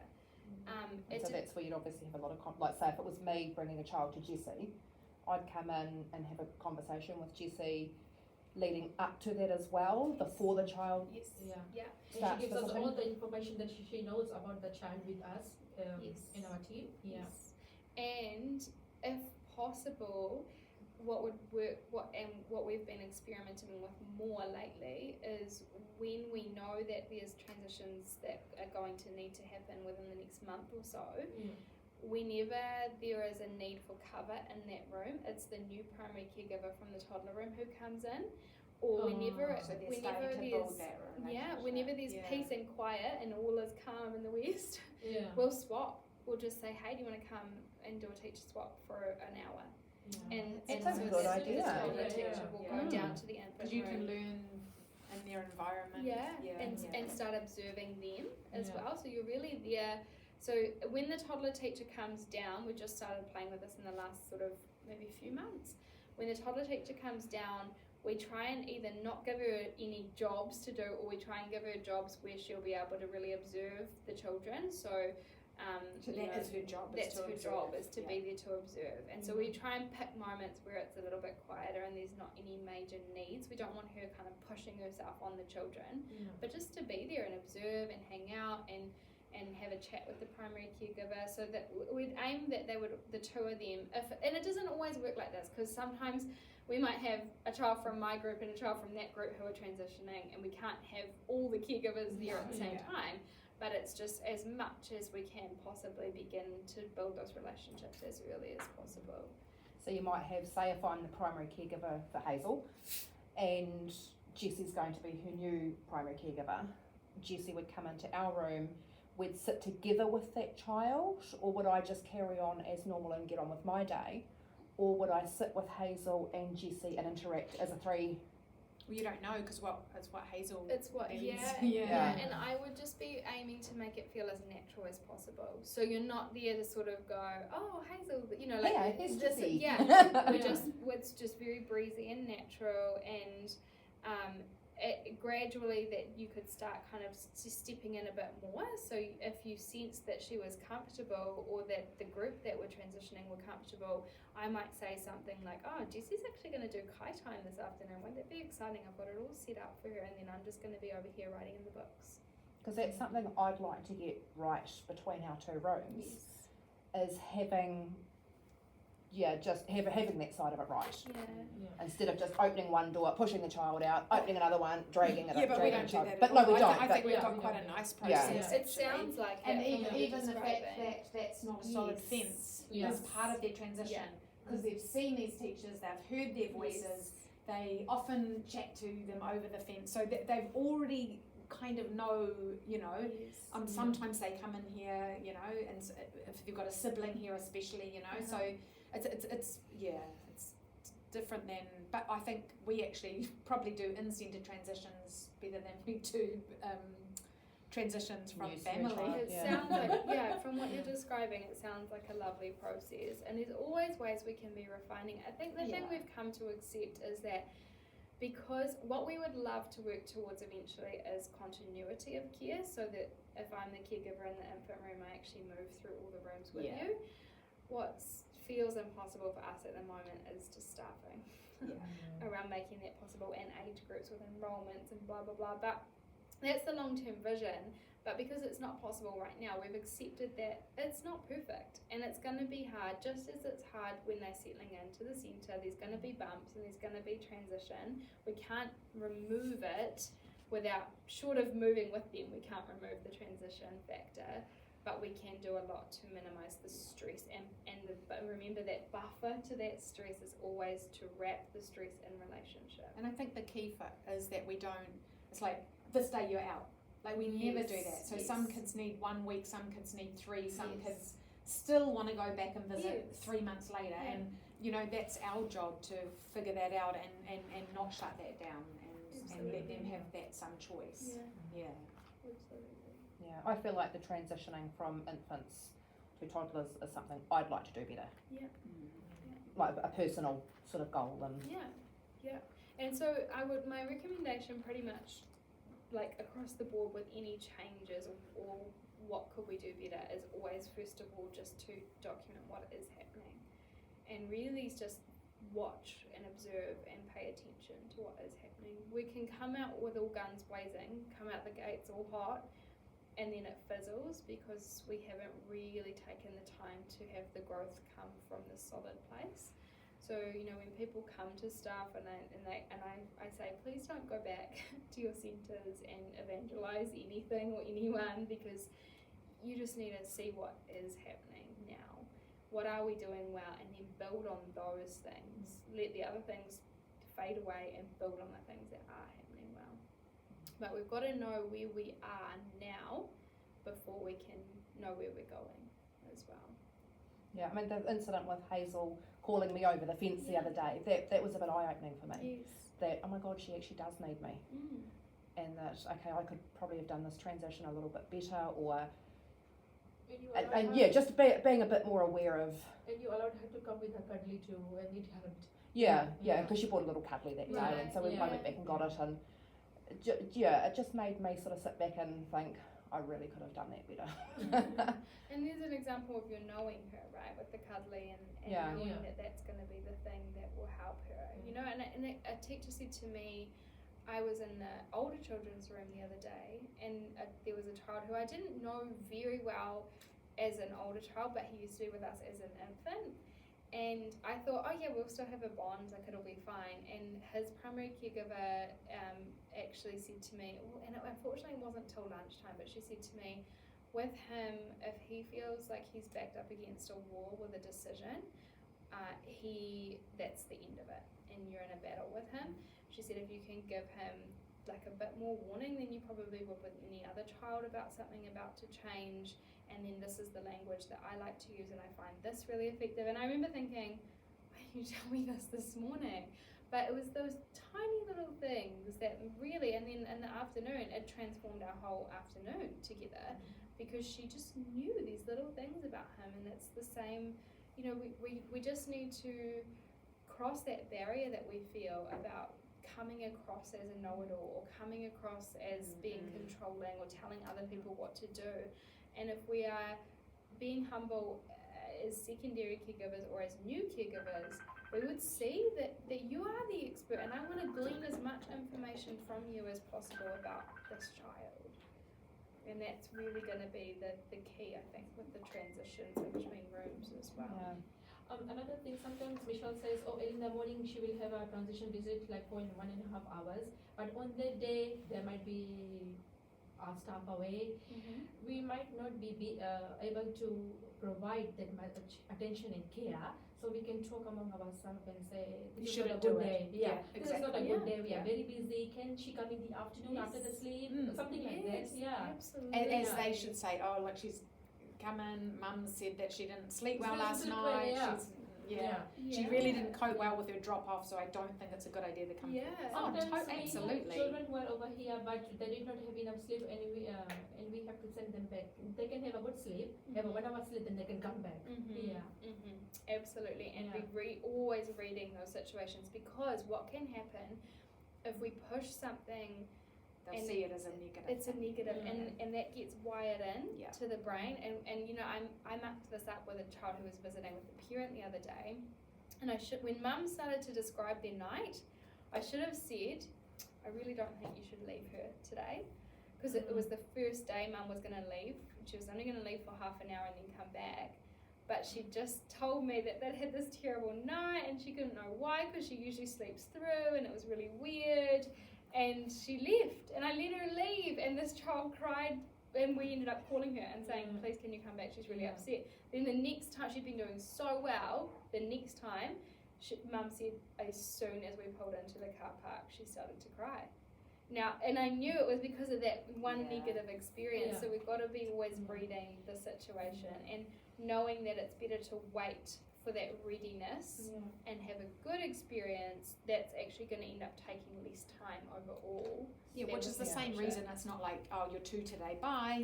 I mean, it's some of them are here before they're 2, some of them it's a little bit after they're 2. I mean, that's, you know, and that's the same reason we do that. So something I'd like to work they're just on not with ready. you and your team would be, we get a closer bond between our rooms. Our rooms, And where you and I and Robin and Sarit, we just constantly like, hey, she's coming in for a visit today, she's in a great mood, if things don't work out, let's talk and work out a plan. Are we going to teach a swap, or just send her back, or and just have really over the top communication about it.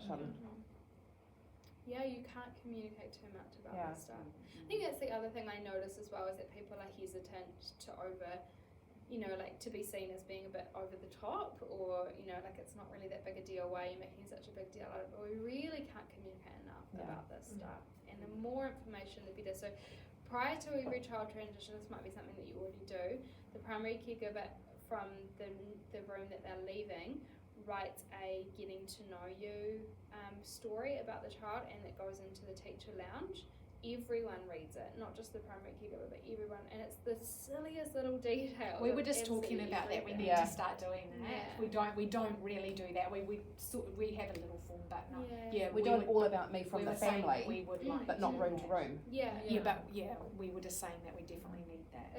And it's as detailed as what, like with the families, it's very detailed, like every little thing is we want to know absolutely everything. And we put that in the teacher lounge probably a good month ahead of their transition, so that whenever I'm on my break or coming and going, I just have a quick scan of that or read it, or it gets emailed out as well. So really no one has an excuse to not have read it, but that's up to everybody to read as well as not just the primary caregiver.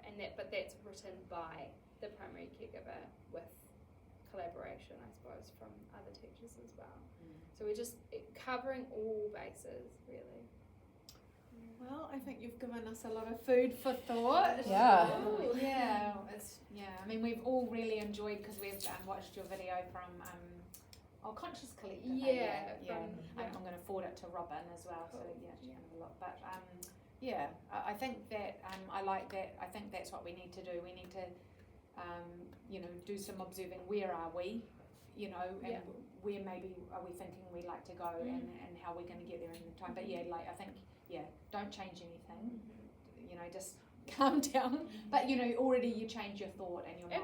Absolutely. Yeah. And just yes, I'm coming. I am coming home. home. You can start. I mean, like what you've just said, you can start with that now. Like Small those things. Like, okay, well, definitely. if we've got a child transitioning in the next month, I'm going to write a getting to know you story.